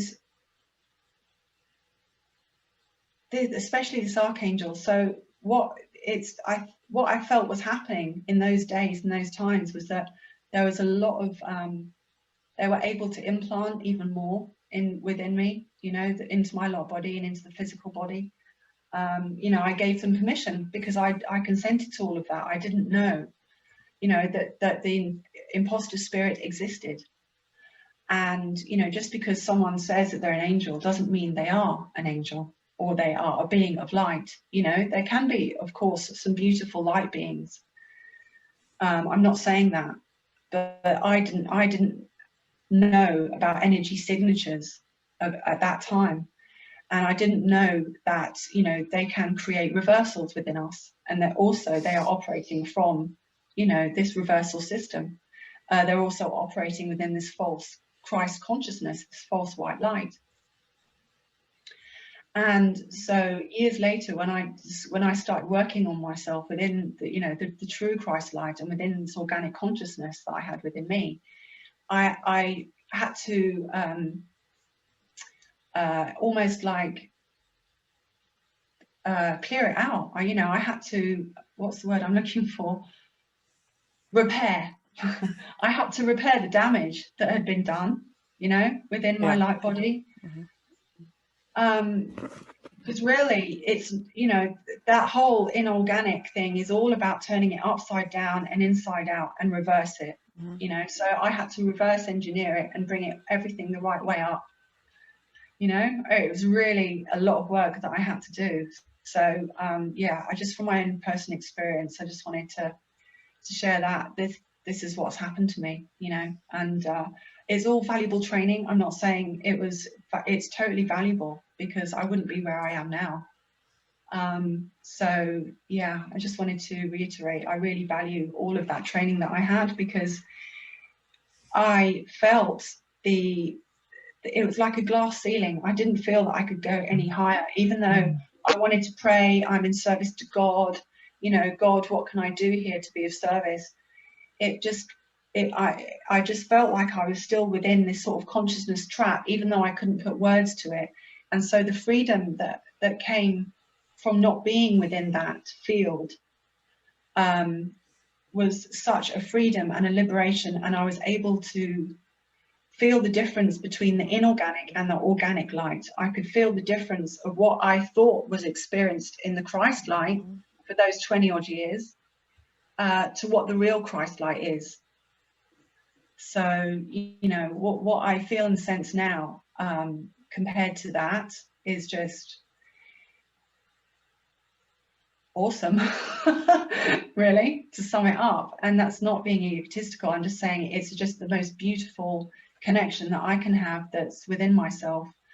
And so the healing that I've gone through is so much more powerful. I just feel the difference, you know, just between the inorganic and the organic now.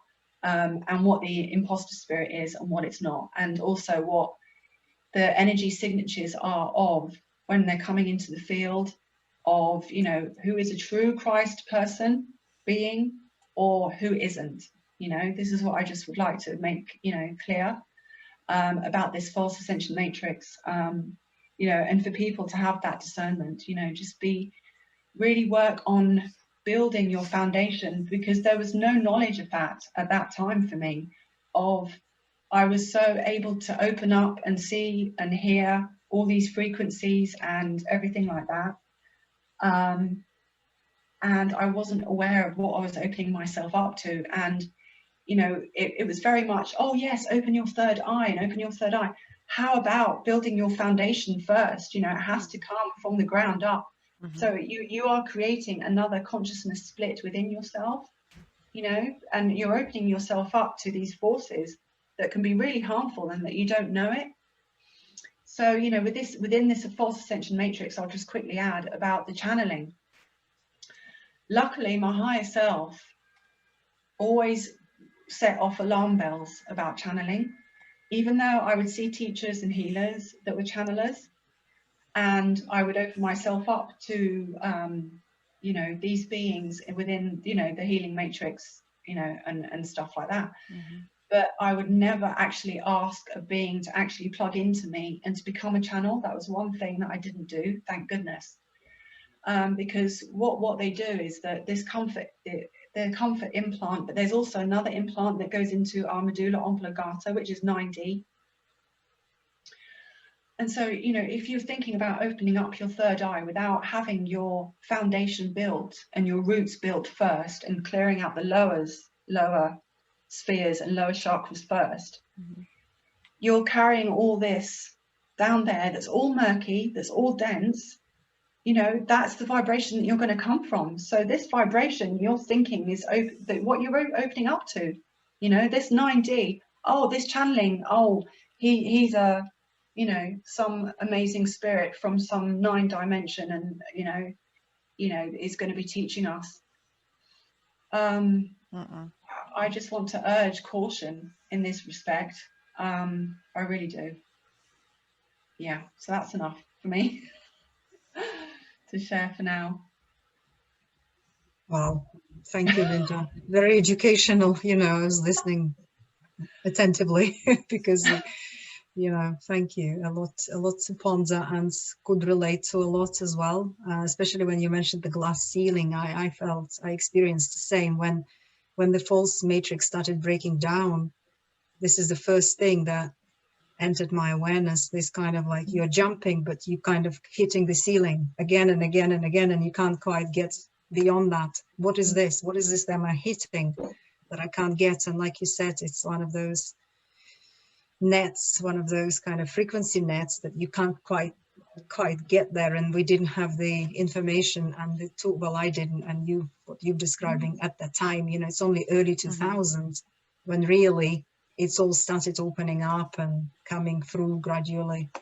And architecture of the planet started changing. Remember, we didn't have the mother here until what, 2013. The mother, the archetype of a mother, the energetic archetypal kind of mother frequency wasn't here, wasn't able to embody on the planet.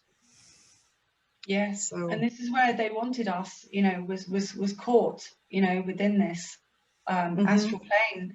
You know, oh goodness, I just had a memory come. I'll quickly share it. I did a transcendental meditation workshop, and I thought, oh, so I went home, I sat on my bed, started doing this mantra that they teach you. Everyone has their own individual mantra, and immediately I sensed from somewhere like in the lower realm, it was almost like, because you start shining your light, you know, you start, when you're meditating and going within and you're not protected, you start shining your light. And I could felt this lower realm, whatever aspect or spirit it was, I felt it just sort of coming up, and it was almost like a stairway, and it was coming up and up and up, and it came directly to me. And I sat there on my bed, frozen, and I was scared shitless. I really was. I was like, whoa, what's happened there? I'm supposed to be having this bliss transcendental meditation, but all I felt was this spirit come for me. And I didn't know at the time what the heck was going on. I just, that was it. Oh gosh, I just jumped off the bed and was scared. I was like freaked out for days, and I never forgot it. I was like, what happened there? Not until 20 years later do I know now what really happened, So yeah, it's just really, we have to be very careful. I just want to reiterate that to the youngsters out there. Yeah, absolutely agree, because there are different, we had our challenges, but there are different challenges for the younger star seeds and earth seeds now to navigate. They're more subtle, they're more different, they're different frequencies now. So discernment. Absolutely. Yeah. Thank you, Linda, for, sorry, I thought you paused. Please go ahead, Trinity. No, I finished. Yeah. You finished? Mm-hmm. I wanted to say thank you, Linda, for sharing those personal experiences. Those are valuable for us to be able to, it gives us, more context. We have the ES material or whatever types of more mental body material. And then when you share your personal experiences, I was able to visualize, oh yeah, I see what you mean. So thanks for that. A couple things that when you were talking came up for me. When you were talking about the experience you had with, you had called upon who you thought you were calling upon is Archangel Michael at the time. And I would just reiterate what you already said, and that is that I know that we've talked a bit about, the partially ascended masters. We've talked about imposter spirits, and for us to be aware of that when we're giving our power over and away to these beings. You also talked about, Linda, you finally realized, wait a minute, let me tap into my own inner God self and let's see what happens. Okay, this is what we're this is the message we're trying to convey to people, because the truth of the matter is that we all have so much debris, miasma, trauma locked in our different layers of our light body that we can't even get to yet, that this is the process, the rehabilitation process and reclamation process that we all have to go through, and that we may not even be aware of. And we're going to be attracting those false imposter spirits who will portray themselves to be beings of eternal liquid living light, God source, and they're not. They're just, and until we develop better discernment and open up to the higher sensory perceptions, we're not going to be able to tell the difference. We're just sending out a word of caution for that. So I could relate to what you're talking about with that experience. The other thing that came up for me is wondering if we can expand just for a couple of minutes on one point you made, and that is so many times I have heard people, and to me, it's an epidemic right now on the planet, with people using drugs. I would say there's various drugs that people use that, I would say alcohol and marijuana are the main drugs because they're legal now. Most places they're legal. I don't know if they're legal where you live but they're legal where I live. And there's still different stipulations with using marijuana, but it's legal on different levels. It's making it very easy for people to get a hold of it and not get snagged for using it. And so I noticed that, Linda, when you were talking about this downward spiral that we can easily get trapped into, because there's so much heavy, I would say, enhanced retaliations and darkness that's coming to the surface as the ascension progresses, with the plasma light coming down into the planet, into our light, into our bodies, into our consciousness. It's purging everything coming to the surface, and it can send us onto this downward spiral, and it can be very difficult to just withstand the pressure. On some days it can be so anxiety ridden, it's just too much to handle some days. And this is about building the light body architecture, rebuilding it and becoming inner sustained with that so that we can deflect all of this darkness. This is the process that we're going through. I've noticed that the pitfall that some people will fall into is they're like, oh, well, I'll just have, you know, a few hits of marijuana and it calms me, or I'm just going to have a few beers. And my personal experience is, and I would like to hear what you both say on this, but I'll share from me personally, is that I intuitively understand something that is like clear as a bell within my consciousness, and that is that when I have done, let's say I have drank alcohol and become intoxicated in the past. I used to go out partying, etc. When I used to do that, I know for a fact that that opened me up to entity possession. And the reason is because I already had holes in my aura due to trauma, childhood trauma, and blocked trauma, unhealed trauma. Aura was blown open in some places. I already had that going on within my light body. And when I would drink alcohol when I was partying and just become, you know, intoxicated and silly, and I wasn't in charge of myself. I had no idea what was around me. I'm too loopy, and I'm too slow. My mind is too slow, and I'm just in this exaggerated, relaxed state of mind. And I will reiterate that I wasn't in control of my consciousness or my senses. I wasn't connected in fully with that. It was impossible to be that way because I was drugged. When this happens, the entities get in through those holes in the aura. This is how they get in. And people, I don't believe, are understanding this about marijuana, about acid, about ayahuasca, about alcohol, whatever it is that they're taking in. They're not understanding that once you get an entity in your field, it's really darn hard to get the entity out of your field. You might think, oh, it's purged, but they hide in pockets, they hide in different layers, they insert implants. That when you go into the sleep state, you're more easily able to be manipulated because of the implants that were inserted when you were intoxicated.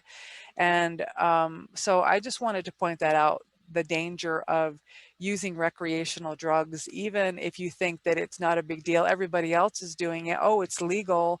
Oh, it's just what people do. We're going to have a barbecue and we're going to invite some friends over and we're going to toss back a few, whatever it is that you're doing. And again, like I said, marijuana, I see it all over the place here. People take it like it's, I don't know, part of their meal. Like it's something that's just a regular, like a vitamin. They're taking it like a vitamin. They're not realizing that you are making yourselves very vulnerable. You have no idea. I caution you with love. Oh, Well said. Well said. yeah, because they entities love amplification. So any kind of like unhealed wound, like let's say anger, rage, betrayal, you know, wound of betrayal, wound of anger, rage, grief, depression, you know, the entities will amplify that. So drug taking, alcohol, you know, the substances, they will enable these entities to amplify those states. So like paranoia states, or you know, amplified anger state, amplified kind of anxiety or depression, all that will be multiplied.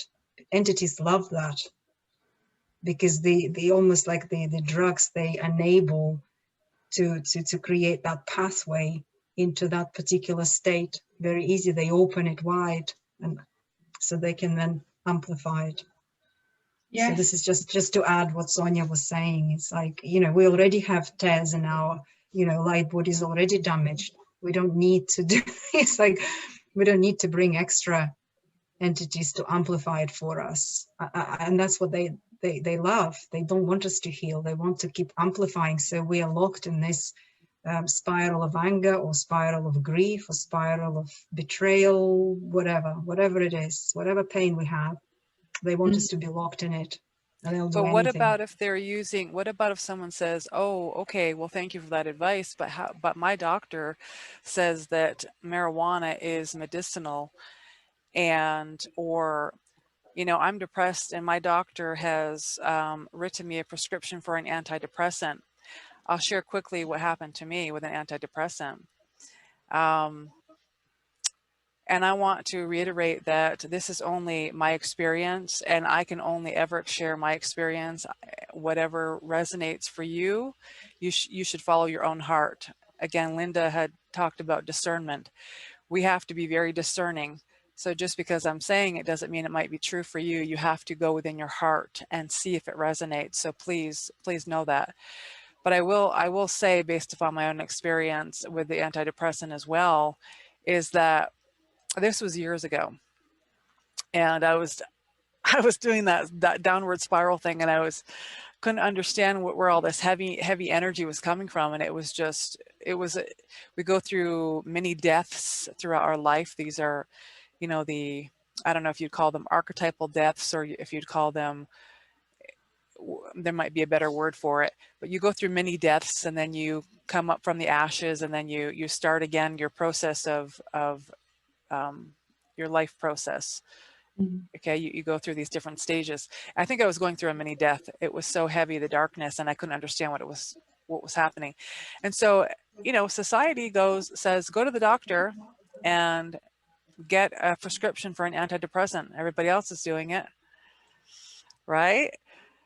I had never done anything like that until that one time, and I said, okay, let me try it. I'm going to go to the doctor. I think she was a psychiatrist. And when I started, oh my God, I got a little bit of heart pain here when I'm talking about this. I started talking to her about different, I would say, the spiritual side, the stuff that we talk about here, right? The stuff that nobody talks about on planet Earth. Most of us don't anyway. And she said, well, I don't subscribe to that. And it crushed me. And I knew that wait, something's going on here. Wait, she's not able to understand me. She completely did not understand where I was coming from. And that was my problem. My problem was I was having a spiritual crisis. I was feeling, you know, the truth of spirit within me, but everything else around me was saying, you know, was the opposite, right? And it was going against my core center. And I couldn't understand what it was. Anyway, I took the drug. She said I had to stop taking this natural essence I was taking that was St. John's wort. I was taking that at the time, and I was you know, that was helping me because it was more natural, and I was you know, taking that, and I liked it. But then I went to her and she said, well, you have to stop taking that in order for this to be effective. And what she was giving me was a chemical, right? These are what these drugs are. So anyway, I took it, and I just had a reaction where, well, anyway, I was on it for a little bit, and then I realized it's not really helping me. And I'm getting a no, Sonia, you need to stop this. This was not the answer. So I went back to her and said, you know, I had to be careful of my wording because these are these structures, right? And I just said, you know, thank you for your help. And I said, you know, I feel okay now. I'm going to stop taking this. And she was very surprised, and she's like, okay, well, don't you want to wean off? Or anyway, I ended up pretty much going off at cold turkey because my inner self said, no, this is bad. You need to stop doing this. And when I stopped, there was this process of clearing out of my body, and I felt like there was bugs crawling inside my body. It felt like that, right? I don't know what was really going on inside, but it felt like that, like it was crawling. Something was crawling all inside of me. This was the purging of that drug. And the last piece I'll share about that is it is cautioned as well that anytime you try to alter your, I would say, your nervous system. Yeah.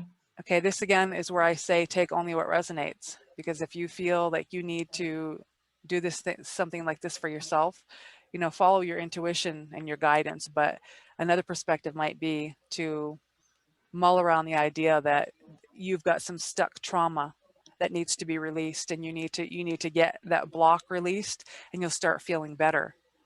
So consider that, because when you put into your body anything that's going to alter your nervous system, you're not in control of yourself any longer. That is an inorganic process to your light body. It starts to damage your DNA. this is the false ascension matrix that Linda and Trinity were trying to tell us about. This is the false ascension matrix. This is the falsities, the lies and the illusions that have been keeping us enslaved here. It's damaging to us. So I don't know if anybody has anything else to add about drugs and what they do to us.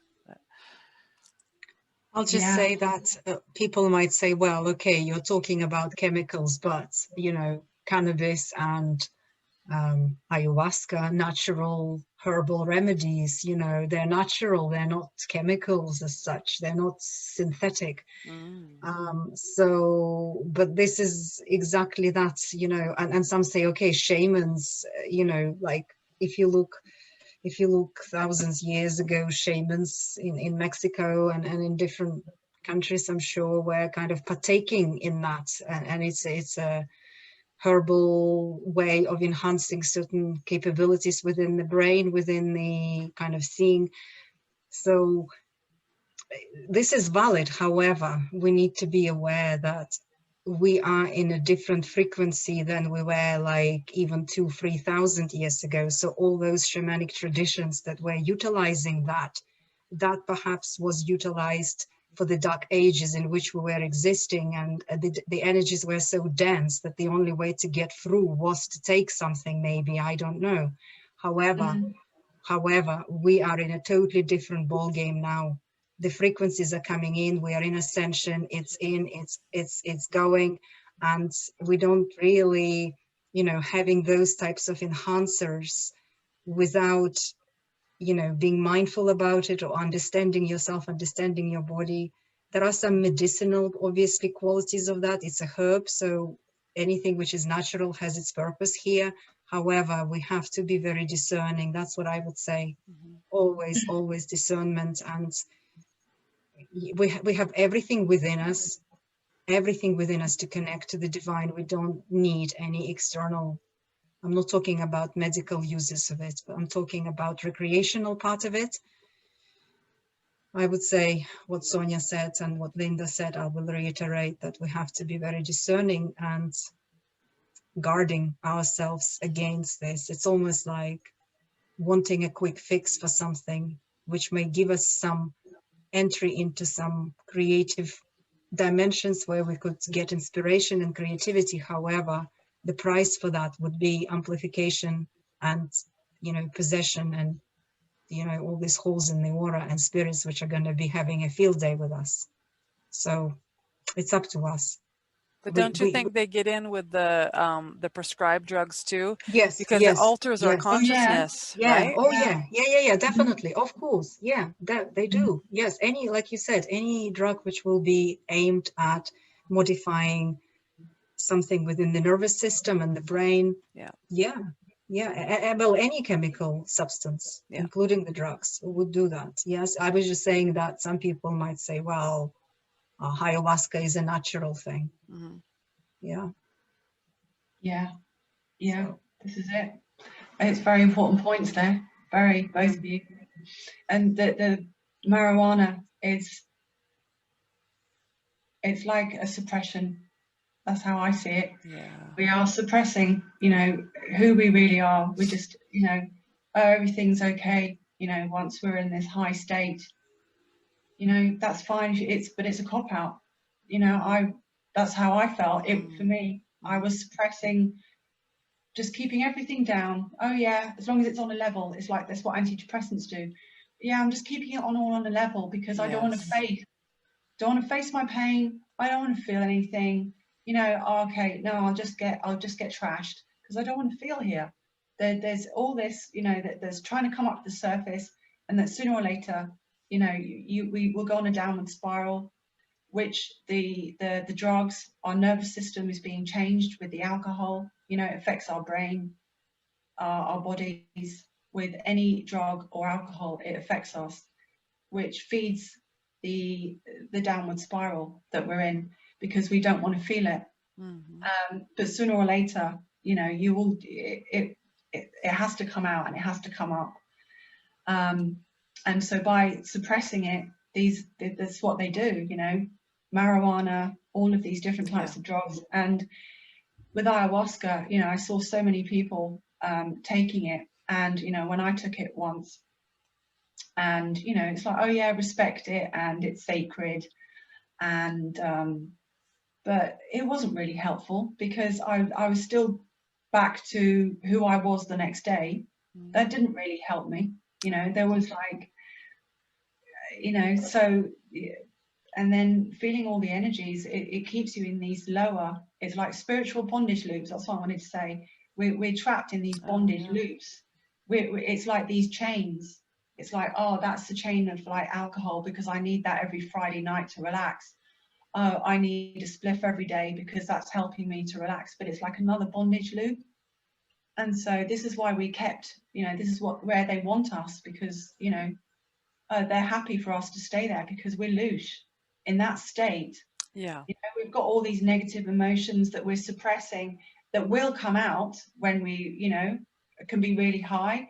They do come out, but they come out negatively. We're not able to handle them in an appropriate way, are we? You know, it's like, gosh, when I used to get drunk, I used to go like a screaming banshee. You know, I just start crying my eyes out for no reason, because this emotion that I was trying to suppress was coming out. But because I was in an altered state, I wasn't doing it unconsciously. So I'd cry my eyes out. And then, did that really help me? No. You know, maybe to a certain extent, but I would still do it again and again and again, until I started releasing these emotions in a conscious way, to actually, you know, with the intention of healing myself and not trying to suppress it with alcohol or with drugs. Completely different story. Yeah, yeah. And I would say that the medicinal side of these types of herbs, right, needs to go hand in hand with what Linda just said, your own purging and your own consciousness development and shadow clearing, because at some point it's very easy to say, oh, I need this because I use it as a pain relief, or I need this because, you know, it helps me to stabilize my brain. It's a very fine line where I need turns into like, I don't want to then consciously participate in my own shadow clearing and my own. You see how easy there is this line, like every medicine, I guess, you know, has this kind of borderline where you need to kind of say, okay, maybe it helped me for the time being, but then I've got to kick in my own consciousness mechanics, my own consciousness medicine to help myself, because we are actually self-sustaining. We are, everything we have is within us, and everything which is around us is there maybe to help us, assist us for a time being, but not for an ongoing forever type of thing, because again, it's a dependency on the external something. Anything external isn't ever going to give us. It's almost like a parasitic relationship. We are inner sustained, and that's what we need to keep reminding ourselves, I guess. I just want to make sure that people who are taking and using those types of substances for medicinal purposes, I don't want them to feel like, oh, you know, I mean, we're not, you know, we're just expressing here what we experienced, what we feel. It's not about judgment. It's not about like pointing fingers and saying we're all in this together, you know, we're all part of it. So it's just sort of clarifying it more. Yeah. Thank you. So yeah, I think it's time to wrap up with our last piece here, is the 12D shield. We mentioned it briefly before, but I just wanted to bring more clarity, how helpful and supportive I have found it in building my light body and in clearing myself and giving me the strength and the inner sustainability. You know, it's helped me to have self-responsibility, to have self-accountability, as, you know, once I'm not within, you know, these lower centers, or it just helped me, you know, come out of that state, you know, on a daily basis. The more, like, the power of intention when you're building with the shield is just so powerful. You know, I can't reiterate that enough. Your intent, you know, so you become aware of what your personality self is.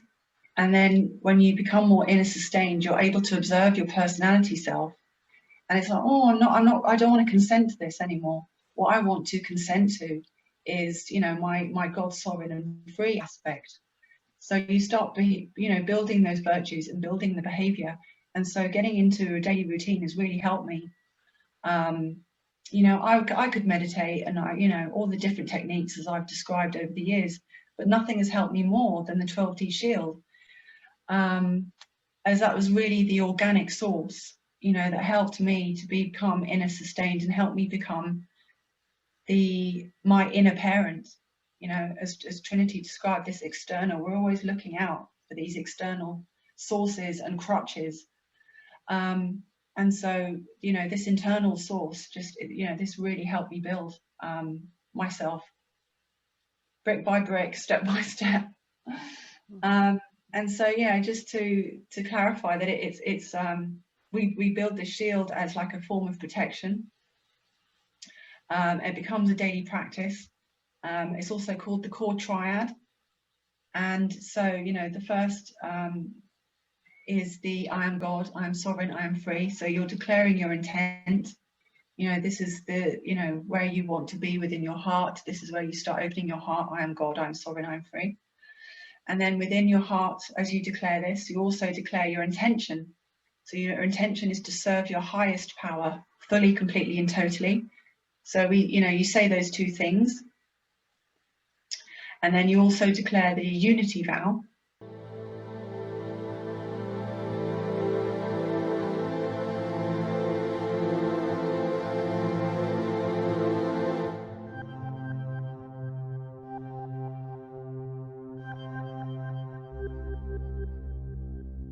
You know, it's building our vertical connection. So as we clear out our hara line, you know, it becomes clearer, it becomes wider, and then we're more able then to bring in more of our, you know, sustainability from our inner connection to source. Well said. well summarized, very well, concise, to the point. Yeah, that's in a nutshell, which, yeah, core triad practice. Mm. We do it like a drill every day, like a drill. Yeah, it's shifting from the 3D perspective. It's a good point, Linda, because it's a tool to help us begin to shift into the more subtle spiritual layers of our multi-dimensional body consciousness, right? So it's a tool. It needs to be practiced. It's good for me. It's a good reminder because it takes discipline. I'll speak from my own perspective. People will have different experiences with it. It's a good tool to help us shift because it helps us to, you know, it's a form of meditation, really. You have to train the body, mind, and spirit to sit and become quiet within. That takes practice to be able to start feeling, you know, the shield around you. You're focusing the light, you know, in the bottom shield, seeing the pillar of power, seeing the top shield, the 360 shield, connecting into the heart of God. But it's good. It's a tool. We had been asked before, what are some tools? I think you're spot on, Linda, because we have to have something to begin shifting ourselves. Well, how do you do it? Okay, well, this is what you do. This is a tool. This is the structure of how it works. And we learn how to become quiet and centered. So it takes discipline as well. Yeah. I was going to say something, now it's just disappeared. Oh, that's interesting. Unity consciousness. This is what we, you know, are intending, you know, and what we open to. This is our real purpose, is unity consciousness. It is the oneness, you know, it's the one source, God source, but it's also the oneness, and the oneness that we share with everything of the consciousness of the planet, with each other as human beings. you know, the unity consciousness, that's how it feels for me. You know, this really, you know, and then let's do a podcast now. It's coming to me, the universal laws. So this is all about, you know, unity consciousness, universal laws, the law of one. So yeah, okay, that's a note to self. Yes. Yeah, and you know, the more we connect in, we realize what the personality self, what it's holding on to, then you know, you know what you're not, you know. You're not just the personality self anymore, that you have got this true God source connection, and that you have this parent, but you can also become a parent to yourself first and foremost. That's the foundation that I was describing earlier. You know, we're not taught, you know, always looking without outside of ourselves. Oh, I'll just do this healing, and I'll do that healing, and I'll do this over there and that over there. Just go within, because until you parent yourself, then no matter what you do, you'll be like a hamster on a wheel. That's how it was for me until I became a true parent to myself. And that's not to say that I still have to do that. It's a constant process for us as on this planet, is to keep parenting ourselves day in, day out. So yeah, thank you both. Thank you. I think, wow. Thank you. Yeah. Wow. What Thank you, day. Linda. Thank you. Yeah. Thank you, Trinity. Yeah.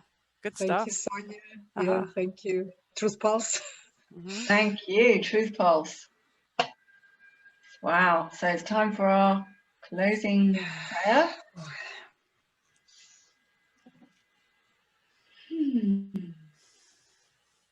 So let's just take a deep breath, go within our hearts. Focus on our power of intention. You know, the prayer is that's what it is our intention. And the more that we link up in unity consciousness in prayer, all of us together, within our hearts, it's a powerful force, very powerful. Beloved God and the eternal Christ families serving the law of one, please amplify our prayer request. As the avatars of Christ Sophia and the true spirit that we are, for one and for all, we pray for the sovereign rights of all humanity to be restored to God's natural laws on this earth.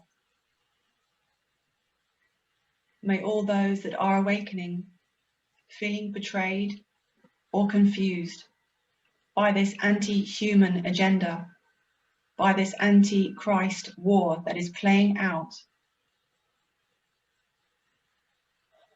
we lovingly decree that our hearts are healed, our spirits are reclaimed in the power of our Holy Mother and of our Holy Father that has returned to this sacred planet.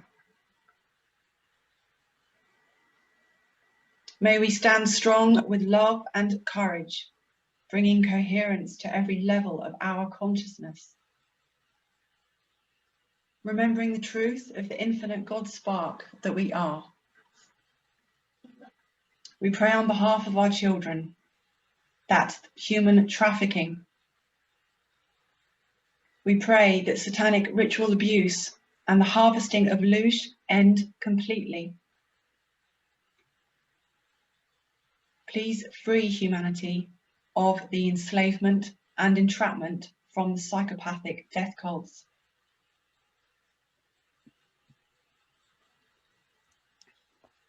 May the truth set us free on this disclosure ascension timeline.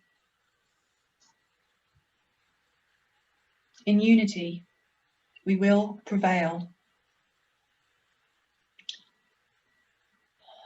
Thank you, God. Thank you, beloved Crystal Star Guardians. Thank you, thank you.